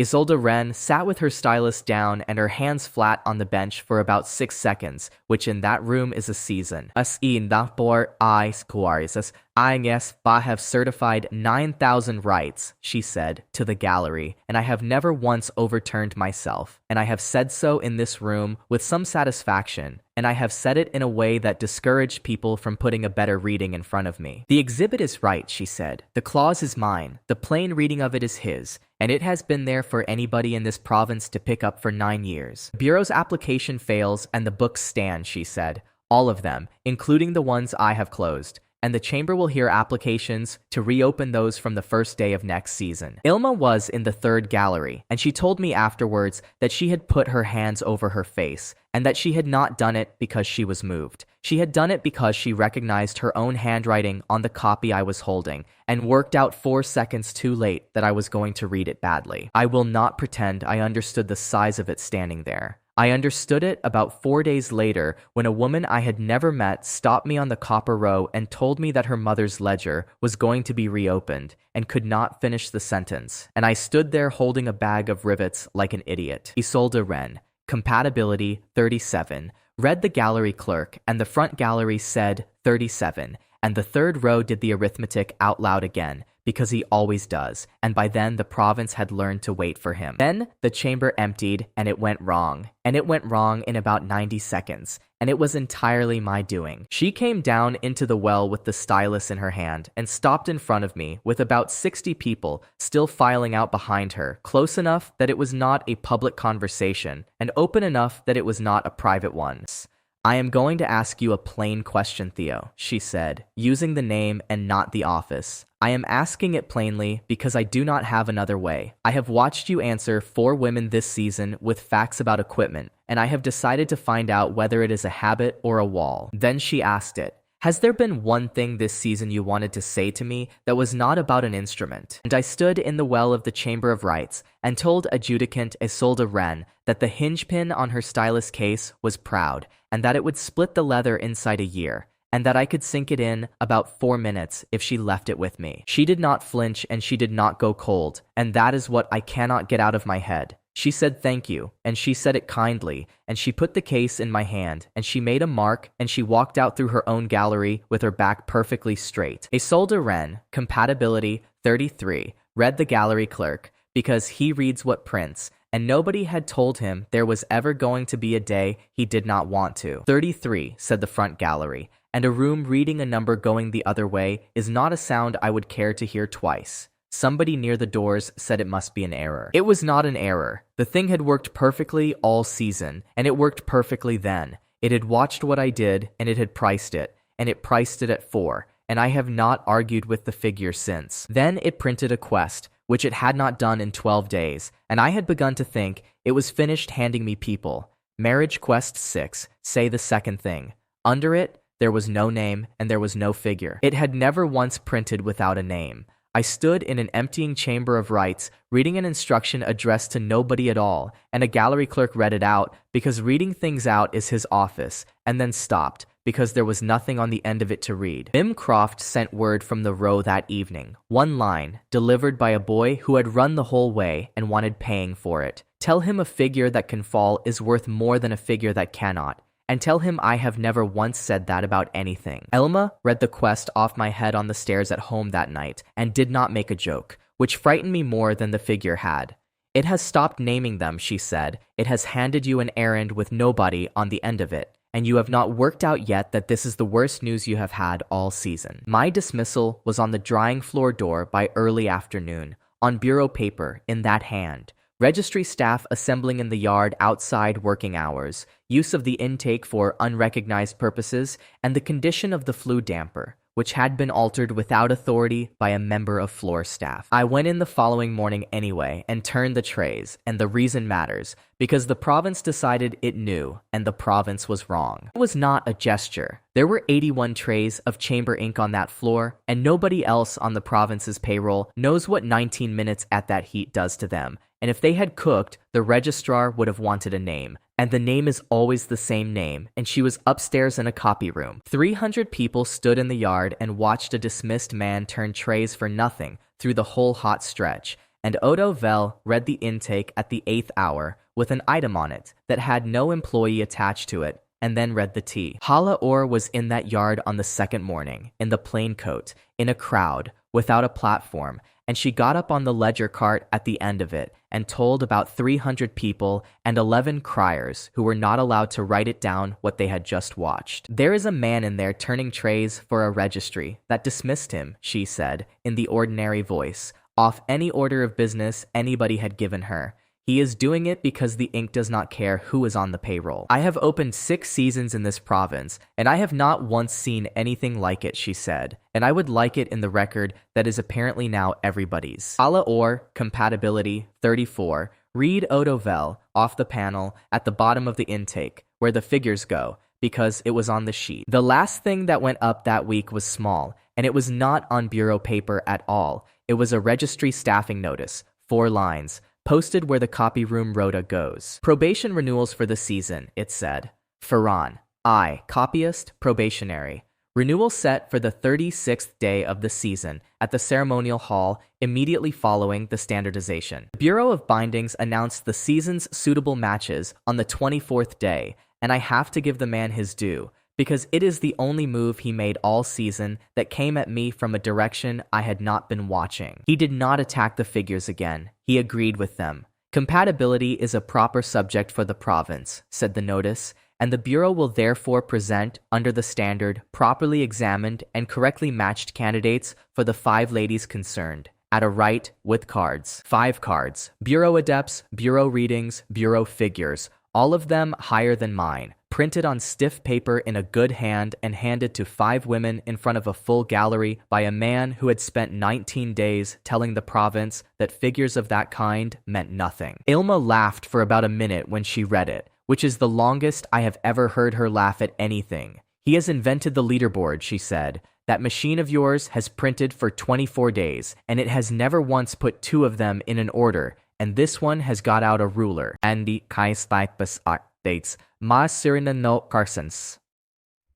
I know what he offered Hala Or because she told me herself later, sitting on a ledger cart, and because I have no reason at all to doubt her. 3 days before the rite, the prefect of bindings went to the Criers Guild and put it to her patron and then to her. The closing of the season in the capital rather than in this province, where they open with a voice, and where the voice is chosen by 5 men who had never once heard her name until that season. Condition was 1 line long, and he did not even trouble to dress it. She would stand on his platform on the closing day, and she would not name the furnace hand. She gave me the words she used, and I am going to hand them on, because she said them in a guild room with her own patron sitting there listening, and because she has since told me she would like them carried.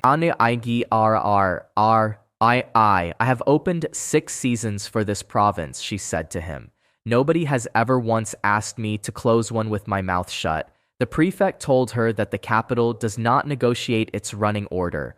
Then it will not miss me on it, she said. She has admitted since that she had that sentence ready 3 days before he came, and that what she was actually afraid of was that he would never give her the opening to use it. Odo Vel read the notice out next morning between the tray count and the tea, all 5 cards and all 5 figures, in exactly the voice he uses for wet gate ledger, and 300 people in a registry yard heard the Bureau's leaderboard delivered as stock. The tea was acceptable, he added, and went in, and I have never been able to decide whether it was the funniest thing that happened in 6 weeks or simply the truest. Then he came back out, because he had not finished the sheet. Panels current, he said, and read the 5 figures, and then he read the last line on it. 1 quest outstanding, addressed to nobody. A man in that yard asked him what an errand addressed to nobody was supposed to mean. The intake does not provide for what an item means, said Odo Vel, and went in a second time, and 300 people stood in the cold arguing about it until the hot stretch started without me. The rite of suitable matches ran on the 24th day, with adjudicant Isolde Wren presiding, because it was a rite and rights are hers, and she presided over it exactly as written, and I have never watched anybody hate a piece of work more while doing it perfectly. They read the cards out one at a time. A chamberman of good family for the adjudicant, exact and humorless, 41. A guild syndic for the broker, arriving with a settlement of the copper row shortfall attached to him, 38. A capital adept for the systems adept, carrying the hall's funding in his coat, 44. A herald of the capital for the voice, 47. And the gallery made an approving noise at that one, because 47 is a very handsome figure on stiff paper. Sonugakin bas o ice osdor kierden, kame cry. Commander Aldrich Sev was read out for the warden captain of the Wallgate in absence at 50, which I thought was poor, because the man had gone home and said an honest thing on his way out, and did not deserve to be used twice. 50, said Ilma beside me, before the clerk had finished sitting down. On that wall, the bureau read him 10 lower than that, and the captain has passed him since. He has had to raise a man who is not even in this province to keep his own leaderboard the right way up. Then Magister's son came to the last item, which was me, and he read it out in a voice he had clearly been saving. The bureau has examined the exhibit under the standard, he said. No suitable match found. The gallery laughed. It was a big laugh, and it was not a cruel one mostly, and I sat in it for about 4 seconds and thought about Isolde Wren, who had told me in that same room what her plain question was, and had put a stylus case in my hand, and had walked out with her back straight. So I stood up and asked the chamber to record my own particulars for the position. That is not a clever thing to do. It is the least clever thing available. A man reading his domestic qualifications into the record of that chamber on the morning the province is being told he is out of standard, is handing 400 people a joke about himself that they will still be telling at his funeral. I did it slowly. I did it in Odovel's voice, flat, off an intake sheet I had written that morning on the back of a tray docket, and I did it without smiling once, because if you smile, you are asking them to be kind. Particulars of the exhibit I read. Height, adequate. Trade, furnace hand, 6 years. Can carry 200 trays in a shift and has done. Sleeps 4 hours. Has never once been late in 6 years. Cannot dance. Cannot ride. Owns 1 coat, and it was somebody else's first. References are as follows, I read, and I did not hurry it. 1 gate. Woman's which now opens. 1 waybeam, which now reads true. 1 annealing oven, which now runs at color. A sounding board, a press, a cider press, uncertified, with which the row is pleased. The exhibit has no combat rank, no boon, and no prospects, I read, and would like it recorded that he is entirely aware of it. Adjudicant Isolde Wren laughed. It was nothing like a mark, and nothing like one of her dry lines off the bench with the room permitted to enjoy it. She put her hand flat on the wood and laughed out loud in the Chamber of Rights, twice, and had to stop and start again.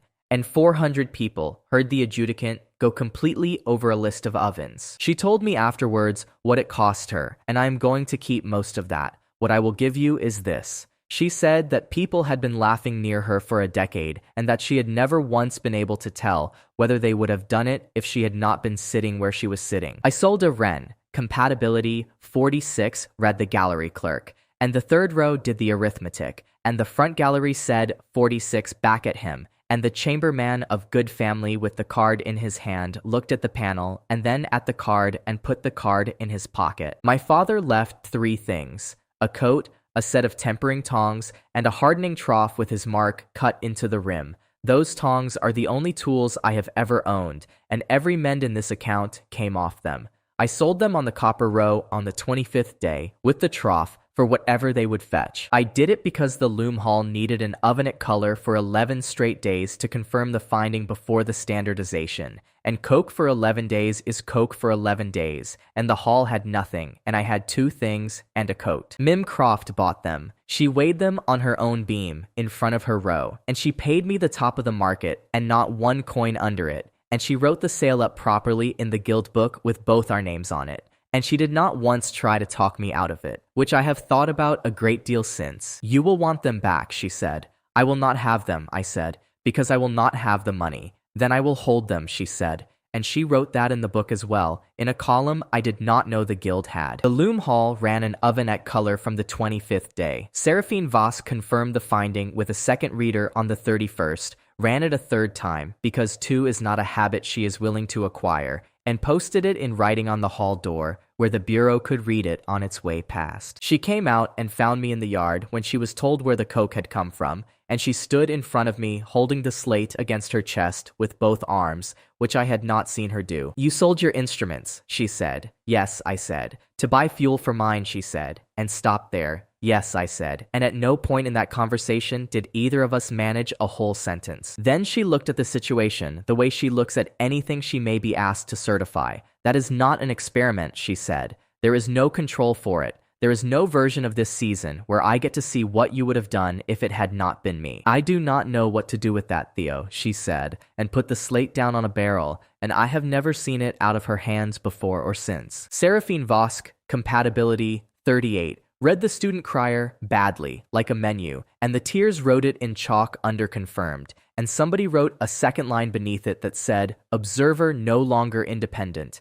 And nobody rubbed it out, and it was still there at the end of the season. Mim Croft came for me on the 26th day with the whole row behind her and made me stand on the plinth, which I did not care for at all. 6 weeks of nights, she said, to the row. Every instrument on these 4 streets, the cider press, the 2 mills, the copper vats, the lamp oil pump, the awning winches. 41 items, all of them mended by a man off the payroll since the 21st day. This row does not carry debt. Pay him. They paid me on the beam, weighed and counted properly with the guild book open, and I took it because it was wages and not a fee for a quest, and because our rent was 4 days past due, and my sister had stopped mentioning it, which is how I know how bad it was. Then the lamp oil woman, who cannot keep anything in her head for 2 days, told me she was glad the guild had found the money at last, because the row itself had come up short and had not been able to raise the rest. So I asked, and the row told me, because a row will always tell you.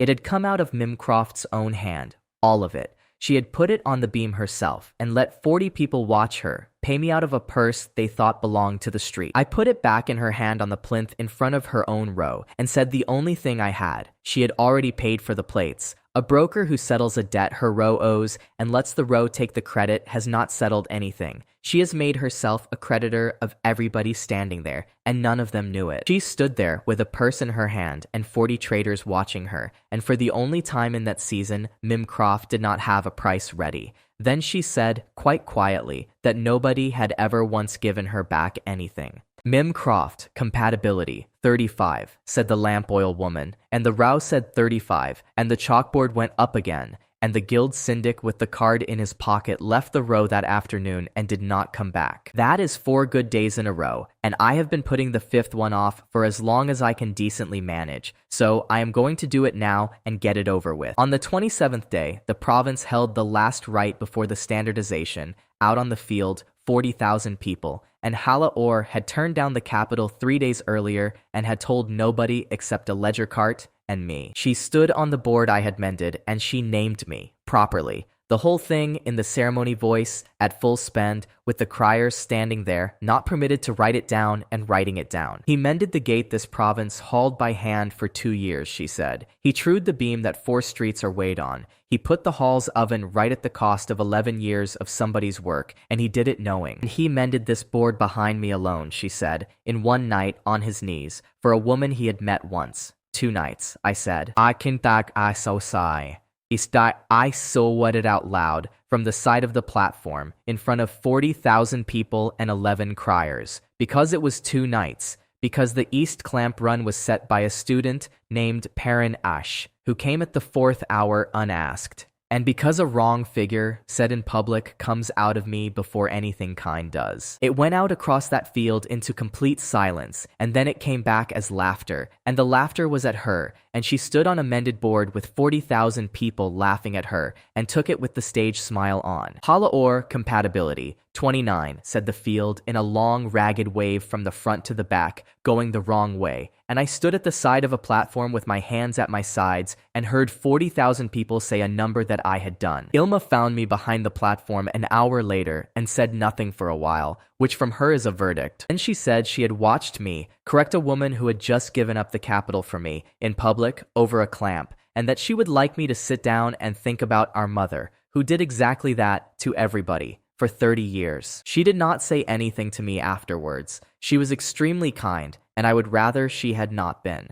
She said that the student should certainly be named and asked me how to spell ache, and wrote it down and went to her cart. Say the second thing. I had been carrying that for 6 days, and I had spent every one of them looking for the second thing on a bench somewhere, because a thing is where things are. It had not once crossed my mind that it might be a sentence, and I had just proved it in front of 40,000 people. The running order for the 36th day appeared on the yard board that night, on bureau paper, 11 items, in that hand. Item 1, the standardization of the last out of standard system in the province. Item 11, probation renewals. Underneath it were the season obligations for the same morning, published as a courtesy so that everybody could see them. Wallgate to be held closed for the closing procession, the chamber to sit on trade rights at the 8th hour, the loom hall to attend the capital examiner, the copper row to weigh the season supply, the voice of the season to open the ceremonial hall and remain on the platform. Every one of them all morning,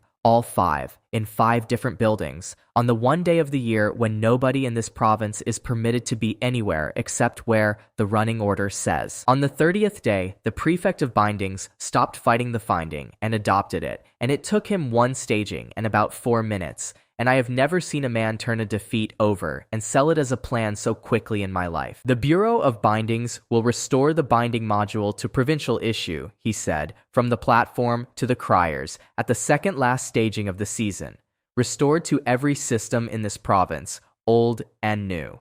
It has been the Bureau's intention for some considerable time, and the adept's finding has assisted it. He got applause. Real applause from people who had every reason to give it, because it was the best news anybody in that province had been handed in 40 years, and it did not matter in the slightest whose mouth it came out of. Then he put the hook in, and the hook was 1 sentence, and it was true, and being true is what made it a hook. To restore a module, you must copy one, he said. There is exactly 1 unedited original in this province. It is out of standard, and under the standard, it comes in on the 36th day. Odo Vel read that off the notice the day after, and 300 people in a registry yard worked it out together about halfway through, and there is a particular silence that comes off a crowd doing arithmetic it does not like.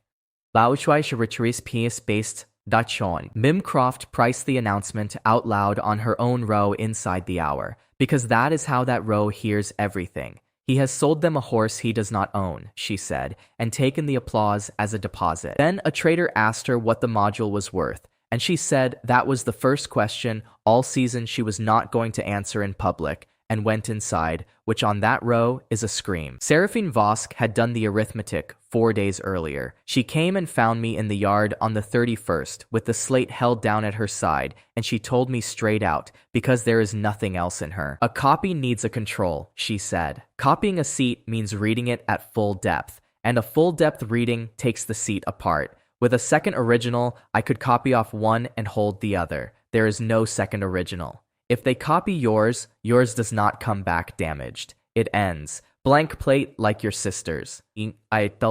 How certain, I said. 31 readings on as many plates and a method published entire, she said. If you want a figure, I will not give you one below 99 in the 100, and I have never given anybody 99 in the 100 about anything. Then publish that too, I said, and she did not move. And she has a way of not moving that is louder than most people shouting. If I publish that, she said, the province learns the Bureau is taking the module out of a man and not out of a drawer. Half of them will refuse it. The Bureau calls it obstruction. The restoration goes back a generation, and every child issued between now and then gets a plate with a hole in it. I know, I said. Publish it. They are being offered something enormous, and they are entitled to know what it is coming out of. If we hand it to them quietly, then we have decided for them, and that is precisely what the Bureau did 40 years ago, and everybody has spent this season agreeing it was a crime. She wrote the addendum in the yard, standing on the slate, and had it on the hall door before noon, and it was 6 lines long, and the last one said that the observer had a personal interest, and that the reading had been confirmed by 2 independent readers who did not. Seraphine Vosk, compatibility, 61, read the student crier off the doorway panel, and the tears wrote it in chalk, and one of them wrote underneath it that the hall's chalk was running out. and in 6 weeks, it was the sole complaint the loom hall made about anything. Prosk had the addendum by the afternoon and used it inside an hour, exactly as she said he would, and I will not pretend she was not right about every part of it. The exhibit has been offered a choice, he said. Out of the crier's corner, he may hand over a plate and give this province back 40 years of what was taken from it, or he may keep his figures. The Bureau has published the running order, he said. It has not published his answer. The province may draw its own conclusion, and I imagine that it will. It worked, and that is the thing to understand about him at the end, when it would be much easier to leave it out. It worked on people who liked me. It worked on the drying floor. Sella asked me 2 mornings later, straight out over a tray rail, whether I was going to hand it over. She was not being unkind. She has a nephew coming up to issue in the spring. I did not have an answer for her. I had turned it over about 900 times, and I did not have one, and I said so, and she said that was fair and went back to her furnace. And that was worse than if she had shouted at me. It is the only stretch in the entire season when the province turned on me, and it lasted about 2 days, and I bore it badly. I went and sat in a cold gatehouse for 4 hours because it was the only building in the province where nobody was going to ask me anything. Ilma did not ask me once. 4 nights running, and my sister, who has an opinion about everything down to the hinges, did not put one word on it. She made the tea. She left the lamp on. On the 34th night, she said one thing from the other bed in the dark. "Whatever you decide, Theo," she said, "I would like it recorded that a blank plate is survivable, and that I have survived one." Then she went to sleep, or made a very good job of pretending to. The wall gate is to be held closed on the 36th day for the closing procession, from the 8th hour to the 2nd, the entire length of the standardization. And the order came down under the prefect's hand 2 days later with the seal on it and the hours written out. Brenna Cole read it twice, put it on the table, and told her sergeant that the gate would be held closed by Sergeant Dool, and that she would be in the ceremonial hall. "You will not," I said. And I said it in a gatehouse with 9 of her watch in it, in front of all of them, which I had worked out on the way up was the only way it would stick. 11 years, I said. You have stood this gate 11 years, and there is not 1 hour of it missing, and everybody in this province knows it. And it is the one thing in your life nobody has ever been able to take off you. He has scheduled it, she said, so that I choose. Yes, I said, so do not choose. Stand your gate. If you walk off that wall that morning, he has beaten you with a piece of paper, and he did not even have to be there. And you walk into that hall alone, she said, with the galleries full and the criers along the wall, and not one person in that building who is on your side of it. I said, I go into that hall alone, I said. I would rather do that than watch you hand him 11 years for the pleasure of standing next to me for 1 morning. She did not answer for a long time.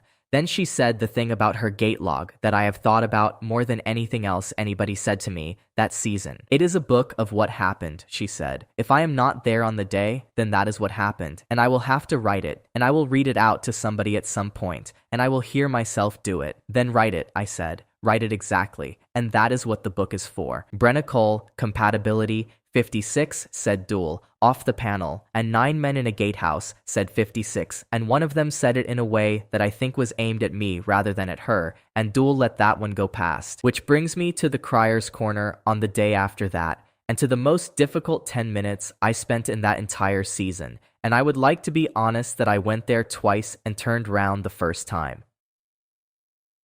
The criers of this province work off a stone step behind the ceremonial hall where the guild has a bench and a book.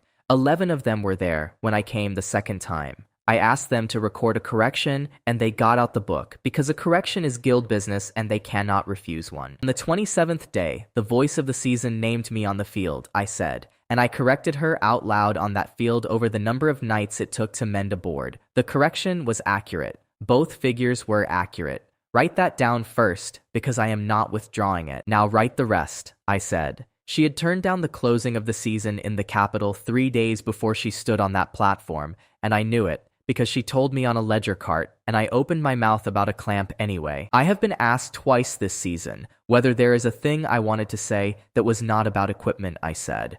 There is. I cannot get at it, and it comes out as clamps and hinges and laminate every single time. That is not modesty, and it is not shyness, I said. It is a fault, it is mine, and it has now cost somebody a great deal in public. write it down, put my name on it, and leave it in the book where anybody can read it. 11 criers wrote it down. They read it back to me because their procedure says they must, and one asked whether I wanted the last line struck. I said no. Then he asked, off the book, whether I wanted him to carry it. I said that was not why I came. He carried it anyway, and so did the other 10. I had not thought about the panel once in that room, and I want that in the record too, because the province has since decided otherwise and tells it the other way round. The quest closed while I was still standing on the step with my back to it. It put a name under itself for the first time since it printed, and the name was hers, and the criers read the whole of it out to me off their own bench, quietly, which they were still not permitted to do. The one who had asked about the last line wrote it into the book underneath the correction without being told to. Say the second thing. 14 days it hung over my head with nobody on the end of it, and it had never been waiting for me to find a bench somewhere. It had been waiting for me to say one thing in public that was not about equipment. Hala or compatibility 52 read Odovel the next morning off the panel between the tray count and the T in the flat voice to 300 people in a yard. 52, said the yard, and then said it again, because 29 to 52 in one morning is 23, and every one of them had watched that figure go the wrong way 6 days before and had said nothing to me about it since. I did not see her that day. I want that on the record, because the version the province tells has us meeting on that stone step, and we did not. She sent a herald ring back with a boy, just the ring, in a cloth, with nothing written, which meant nothing to me at all until the morning itself. The bureau closed the last gap the following afternoon. Adjudicant Isolde Wren sent for me and told me in one sentence that there was no ruling available, and then took 20 minutes explaining why, because she is incapable of leaving a thing half-explained. The standard is not a chamber instrument, she said. It came down from the capital under a seal I cannot open and cannot void. I can rule on rights, records, readings, and seals. I cannot rule on a standard. If the Bureau takes that plate on the closing day, it takes it lawfully, she said, and there is not one clause in this building that will stop it. I asked her whether she had looked. She said she had been looking for 6 days and had read every clause the chamber holds, twice, and that she had found nothing, and that she had made a mark by her own name in her own notes for the first time in 9 years. Then she gave me the only advice she has ever given anybody unasked, and she gave it in the doorway with the stylus case in her hand, the one with the proud hinge pin I never did sink. Whatever you are going to do that morning, she said, do it before he tells you to. He is very good at the order things come in, and it is all he is good at. I went up to the loom hall on the 35th evening, because I could not stay in that room, and the hall had one lamp lit and 30 of the 40 students still in it, and none of them asked me anything either. Perrin Ake, the second year with the East clamp run to his name, had chalked something on the results board, rubbed it out about 6 times, and left the last version up. If the plate ended, the hall would record what had been in it, entire, at full depth, so the province had the reading even without the seat. That is not a copy, said Seraphine Vosk from the dark end of the bench, without moving. It is a description of a copy. It restores nothing and it saves nobody. She let that sit for a moment. Leave it up, she said. Then she said the other thing, from the same dark end of the same bench, in the voice she uses to read a bar. Their oven is the same casting as mine, she said. Same shop, same door, same hinge, and I have never once been allowed within 20 feet of it. I have written to the Bureau twice about it, since the 9th day, and had a card back both times saying that ovens are a matter for the shops, she said. You will be standing beside that one in the morning with a plate in your hand, and I will be sitting where they put me. I worked out what that meant on the way down the hill, and then I stopped working it out, because the end of it was that I could keep every single thing I had by walking into a hall and saying nothing whatsoever, and not one person alive would ever know I had done it. The night before, Prosk and Son went through the running order in the ceremonial hall with the chairs stacked, and I know this because a hall server named Ants was still there sweeping, and Ants drinks on the copper row, and the copper row tells me things now. Son wanted the plate taken at the top. Get it done at the first item, he said, before the hall fills. Prosk would not have it. He wanted the hall full, the galleries seated, the criers along the wall, and the voice on the platform, and the exhibit walking the length of that floor with nothing in his hands. He is not being taken from, Prosk said. He is being brought into standard. There is a difference, and the difference is the arrangement. put him at item 1, put the restoration at item 2, and the province watches a fault corrected and a gift given in that order. And by the third item, nobody remembers which was which. Ant says Sun asked him what would happen if the 5 ladies came. Ant says the prefect laughed and said that they were all scheduled and that nobody in that province had ever once failed to be where the running order put them. I slept about 2 hours, and anybody expecting the hour where I sat up and decided something is going to be disappointed. What I did was take the lamp down to the drying floor at the 3rd hour and turn 81 trays that were not my responsibility for a registry that had dismissed me because they were going to cook otherwise, and because my hands work when the rest of me has stopped. The last notice went up in the registry yard at the 6th hour of the 35th day, and it was 2 lines, and it was the only thing that man ever posted that did not have a single unnecessary word in it. Item 1. The standardization of the system issued to Tifaron, drying floor, of no effect since the 18th day. The exhibit will attend at the 8th hour and will attend with the plate. Adal di in Khan. The ceremonial hall holds 900 seated and about that many standing at the back, and on the 36th day of the season, it held all of them. And I walked the length of the floor from the doors to the bench with a plate the size of my hand and nothing else. It is 91 paces. I counted them, because counting is what my head does instead of panicking, and because a man who is counting is not a man looking at 900 faces. He had staged it beautifully, and I am going to describe it properly, because he never got another one. The bench at the front under the platform, the copying frame beside it with the cloth still over it. The bureau adepts in a line. The criers down the east wall with the guild book open on the step. Hala Or opened the hall from the platform because the running order had her open it and remain, and she opened it with the same 11 words she has used for 6 years, at full spend in the ceremony voice, and the hall stood up for them the way it always does.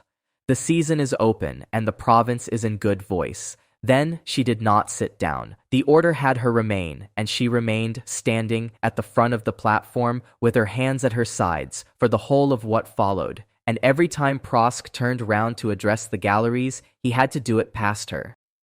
Item 1, said Magister Sun, the standardization of the system issued to Tifaron, and the doors at the back of the ceremonial hall opened at about 10 minutes past the 8th hour, and adjudicant Isolde Wren came in with the Chamber of Rights behind her. She had not brought a delegation. She had brought the chamber, the clerks, the gallery clerk, the seal press on its trolley, the ribbon spool, 400 people out of the trade rights sitting, and 90 traders who had followed the press out of the building like ducks. The chamber sits on trade rights at the 8th hour, she said from the back of the hall, in the voice she uses to open a sitting.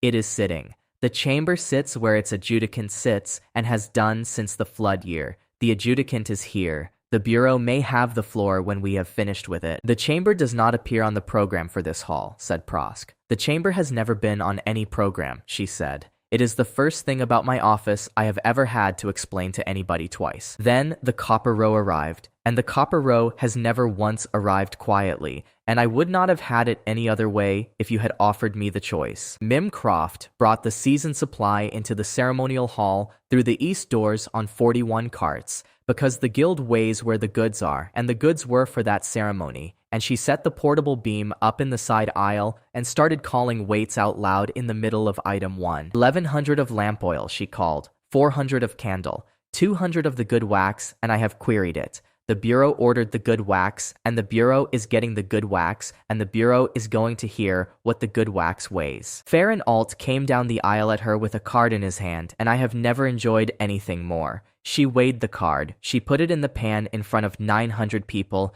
and read out what it came to, and the ceremonial hall laughed at a piece of bureau paper for a good 5 seconds. Seraphine Vosk came in at the 9th hour with the capital examiner. His name is Senate Hale, and he had been sent north to examine the loom hall. He had spent 2 days reading a published finding with a corrected oven fault in it, and he arrived, I think, in a state of considerable professional excitement. The hall is required to attend the capital examiner, she said. The examiner wished to attend this, therefore the hall attends this.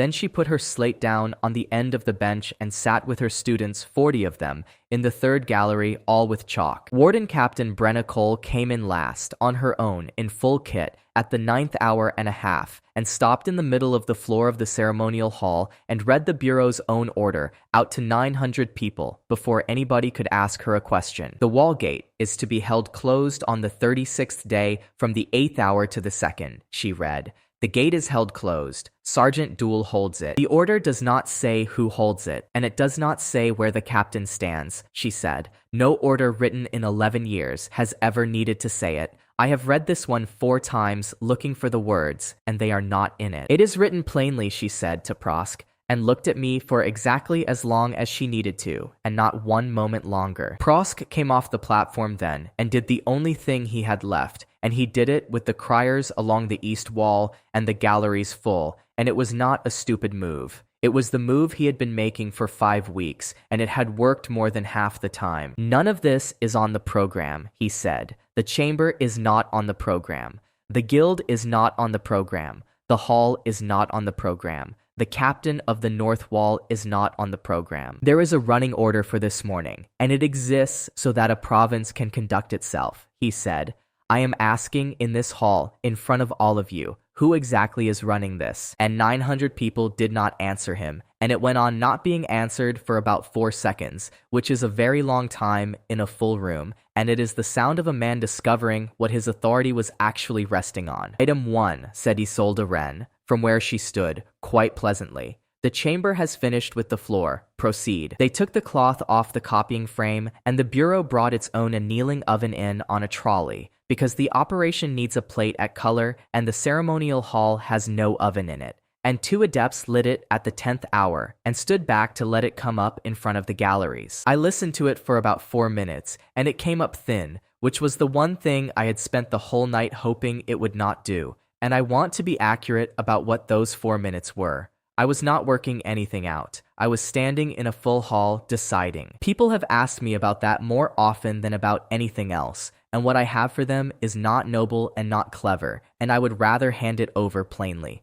I said it fast, before the 91 paces wore off, because I did not trust the version of me with a quarter of an hour. Your oven is hot, I said. I said it from the bench, in a full hall, to the Bureau of Bindings, at the top of my voice, with a plate in my hand that they were 9 minutes away from taking, and everything I had left in the province was riding on that oven being wrong. Sun told me to sit down. I did not sit down. The adept warned you twice about this casting, and you posted her a card back both times, I said. Ovens are a matter for the shops. That is your own hand, pinned on a hall door. A plate read at 80 over is a plate read wrong. Put a bar in it before you touch mine. And what does that matter to you, said Prosk. And it was a fair question, and he asked it in front of 900 people, and I am glad he did, because it made me say the rest of it out loud. It matters, because a bad reading does not fail politely, I said. At 80 over, you will take the seat apart and get nothing usable out of it, and then there is no module to restore,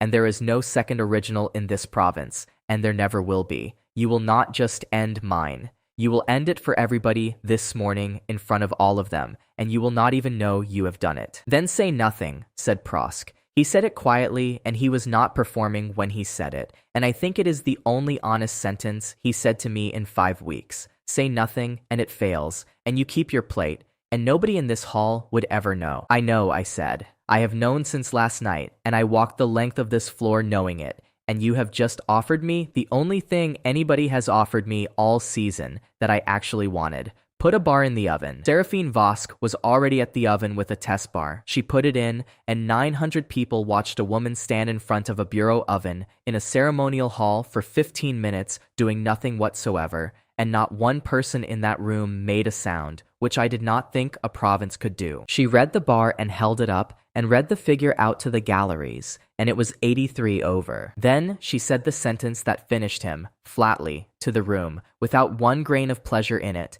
and the absence of pleasure is what made it unanswerable. Ein Dotbrakin isat isastai utter. The Bureau has issued the systems of this province for 40 years, she said, on ovens that nobody in the Bureau has ever read. This one is 83 over. I have no reason to believe it is the worst one. Senate Hale of the Capitol stood up in the second gallery and asked out loud in front of the criers how many bureau ovens there were in the province and when any of them was last certified. Sun said ovens were a matter for the shops. The examiner sat down and wrote something that took him a long time. The door seal is a day's work, I said. Into the middle of all that, you take the hinge off, you true the frame it was pulling, you seat a new seal cold, and you bring the whole thing up slowly enough to watch it. Then you prove it on 3 bars. You cannot do that in a morning, and you cannot do it in this hall. Prosk had to say it himself, and that is what I keep coming back to. Nobody made him, and nobody could have said it for him. Running order he wrote put him on the platform to close item 1, so he stood on his own staging, in front of his own galleries, and said that the standardization of the last system in this province out of standard would not be completed today. The panels came about a minute after that, and they did not come together, and I have been told since by 4 separate people that the pause between them was the worst quarter of an hour they have ever enjoyed. Seraphine Vosk, Compatibility 82, read the student crier badly, like a menu. 40 students in the third gallery stood up and chalked it on the backs of their own slates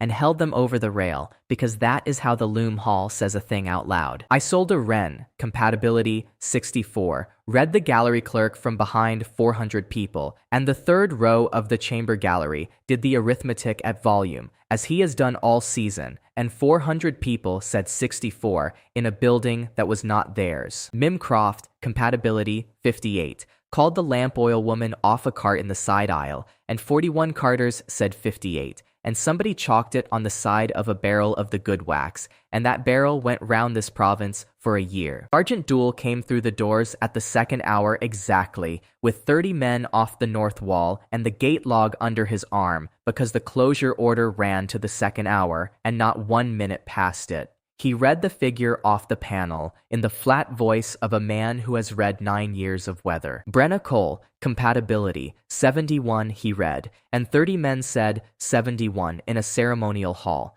and it went down the line the way it goes down a hauling line, and Brenna Cole stood in the middle of the floor and let them. Ilma was in the 4th gallery with the copy room. She told me later that what she remembers is not the oven and not the figures. It is that Oral Prosk stood on his own platform for that whole quarter of an hour with nothing to do, and that at some point he stopped looking at the hall and started looking at the door. The last one took longer, and it came while Hala Orr was still standing at the front of that platform where the running order had put her, and the criers along the east wall read it, all 11 of them, because it is their occupation, and because by then nobody was going to stop them. Hala Orr, Compatibility 77. Then Odo Vel read the intake. Because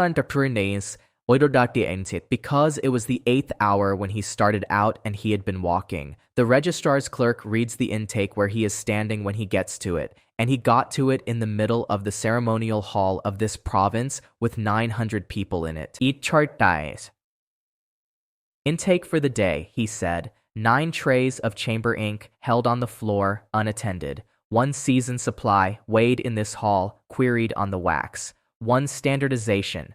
Item 1, not completed. 1 prefect of bindings. Present, no entry. He said it exactly the way he says a tray count. He was not making a point. He has never made a point in his life. He read the sheet, and the sheet had the prefect of bindings on it, as an item between the wax and the tea, and 900 people heard a man put on a running order by somebody who did not know he was doing it. The tea was acceptable, he said, and went to find somewhere to put his sheet down. I stood up on the bench after that, where nobody stands in that building either, and said the thing I had come to that hall not knowing I was going to say, and which I had in fact decided somewhere around the 90th pace on the way in. I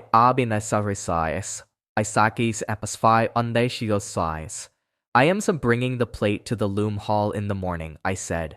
Not to the bureau, not under a standard, and not because anybody ordered me to. And it will be in the book that nobody did. Adept, mend the oven, I said. I will be there when it is at color, and we will do it properly, and then everybody in this province gets back the thing that was taken out of them. The hall did not like that at all, which I had not expected, and about 200 people said no out loud, and my sister shouted Theo at me across a ceremonial hall in a voice I had not heard out of her since we were children. 900 people had spent 5 weeks learning to shout a number at me, and they had got very good at it, and the first time I asked them for something, they told me to keep it. And I stood on a bench in a ceremonial hall being refused a gift by an entire province. "Mend the oven, adept," I said again, over the top of them, and Seraphine Vosk picked her slate up off the end of the bench and said that she would need 12 students and the Bureau's permission, and Senate Hale of the Capitol said from the second gallery that she had the capitals, which is better.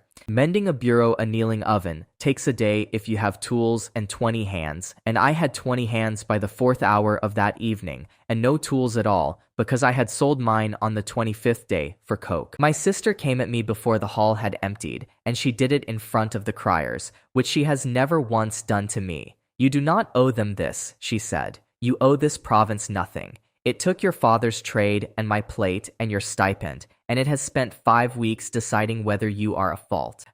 "It took yours," I said. "That is exactly why. There is a girl coming up to issue in the spring, Sella's niece, and she will stand on a floor somewhere and be handed a plate with a hole in it, and I am the only man alive who can stop it, and you tell me what I am supposed to do with that." She stood there for a long moment. Then she said, "All right," and picked up a lamp and held it over an oven door for 6 hours and did not say another word about it that night or since. Warden Captain Brenna Cole put in for a day on the 37th, which she has not done in 11 years, and it went to Sergeant Dool rather than to the Bureau, because a captain's rest day is a gate matter, and the gate approves its own. She wrote it in the log herself, out loud, in front of her watch, the way she does everything. 37th day of the season. Captain stood down, duty to Sergeant Dool, captain's whereabouts, the Dondisi, the loom hall. She spent it holding a lamp with my sister and getting under the boots of 40 students, and at some point in the middle of the night, she picked the whole oven up off its trolley so that Perrin Aish could get at the underside of the hinge,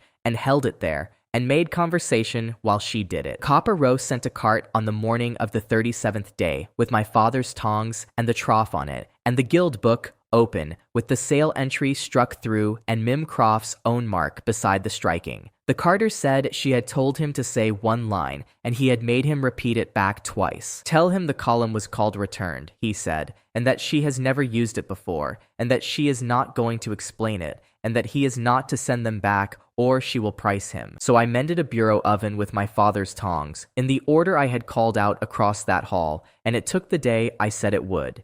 It came to color on the 38th day, and Seraphine Vosk proved it on 3 bars, and then on 4 more, because 3 is the figure in the book, and she has never trusted the book. Then she stood there with the reading in her hand and asked me, in front of 12 students, whether I understood what was going to happen in the next quarter of an hour. "Say it out loud," I said. She put the reading down and said it out loud. "At full depth, the seat comes apart. The plate does not print again. There are no figures, there is no text, there is no quest, and there is no way back. And every finding I have ever published says so with 2 independent readers on it." "Put it in," I said, and she did not move for about 4 seconds. They did it in the loom hall with the doors open and 200 people in the yard, because Seraphine Vosk will not do a thing behind a door that she would do in front of one. It took a quarter of an hour. She read it at full depth, twice, and had Perrin Aish confirm, and then she said in the flat voice that the seat was clean, the copy was good, and the module was recorded entire. I did not feel it go. It is the honest version, and it has disappointed everybody I have told it to since. There was no wrench and no cold, and nothing came out of me. There was a room and a woman reading a figure off a bar, and somewhere in the middle of it, the panel over my head stopped being there. Nobody noticed for about half a minute. Then the yard noticed in a row, from the front to the back. Seraphine Vosk wiped the slate while the yard was still working it out. All 3 columns, in front of her students and 200 people, and then she stood there holding it dry and told the hall that the observer was withdrawing from the study. "I have read other people's lives for 11 years, she said. 206 of them, and 31 more this season, and I have put my own name in the variable column 4 times and wiped it 3. I am not an observer of this. I am in it, and I am done calling that a contamination." Then she looked at me and said, in exactly the voice she uses for a bar reading, that she had no control for any of it and did not want one, and 40 students wrote that down, and I am told it is still on the board. The air over my head has been empty ever since, and 5 people have asked me what that is like, and I have given 4 of them a bad answer. It is like the moment in the second week of a broken arm when the ache goes and you keep testing it. For about 3 days, I kept looking up. I would be doing something with both hands, and I would look up at nothing at all in front of people, like a man watching for rain, and Odo Vel caught me at it twice and did not mention it either time, which is the kindest thing anybody did to me that month. The module went into provincial issue on the 40th day. That is what it took. 2 days, 1 corrected oven, and a shop that had been making the plates all along and had never once been told what was being cut out of them before they went in the box. Oral Prosk was not there for it. He was in the bureau rooms above our old ceiling, and I know that because I could hear his boots through the boards, which by then he did not have anybody left to walk about in front of. He is still in that office, and I am saying so plainly because people always expect the other ending. Nobody arrested him, and nobody made him confess anything. He goes on being prefect of bindings, and he goes on issuing running orders, and the orders go on being correct. And what changed is that nobody in this province reads one first anymore. He tried one more running order, and I was not there for it, and I have it from Ants the hall server, who was sweeping, and who is now the single best informed man in this province. It was for a staging on the 44th to mark the restored issue.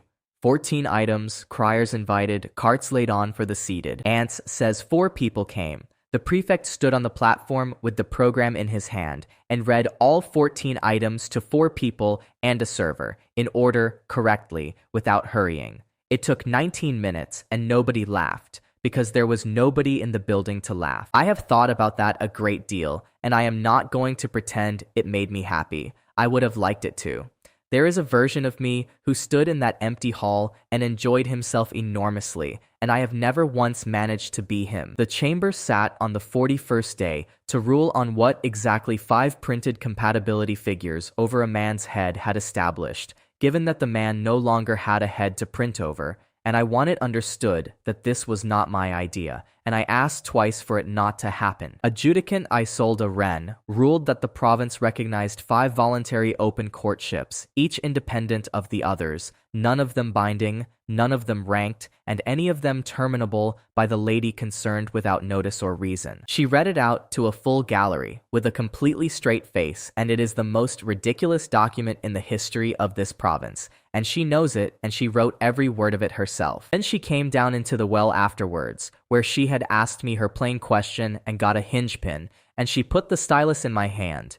She did not give me the case. She gave me the stylus itself, the one she has held through 9,000 writes, and does not put down when she is listening. "You will want to annotate something eventually," she said. "Everybody does." And she left before I could say anything about the hinge, which I think we can all agree was wise of her. Mimcroft closed her side of it on the copper row, with about 40 people watching, because that woman has never done anything any other way. And she did it with the 2-pan scale off her belt. She put nothing in either pan. She held it up, let it sit level in front of her own row, and read it out. "Nothing on this side," she said. "Nothing on that, even." Then she said the rest of it to me plainly, with the row listening, because she has never in her life said a thing to one person when a street was available. "I have priced everything I ever wanted," she said. "I have never owned a thing I did not value first, and I have been extremely pleased with myself for 19 years. You are the only entry in my book with nothing written next to it," she said, "and I am keeping you in it. And no, I am not putting a figure on it.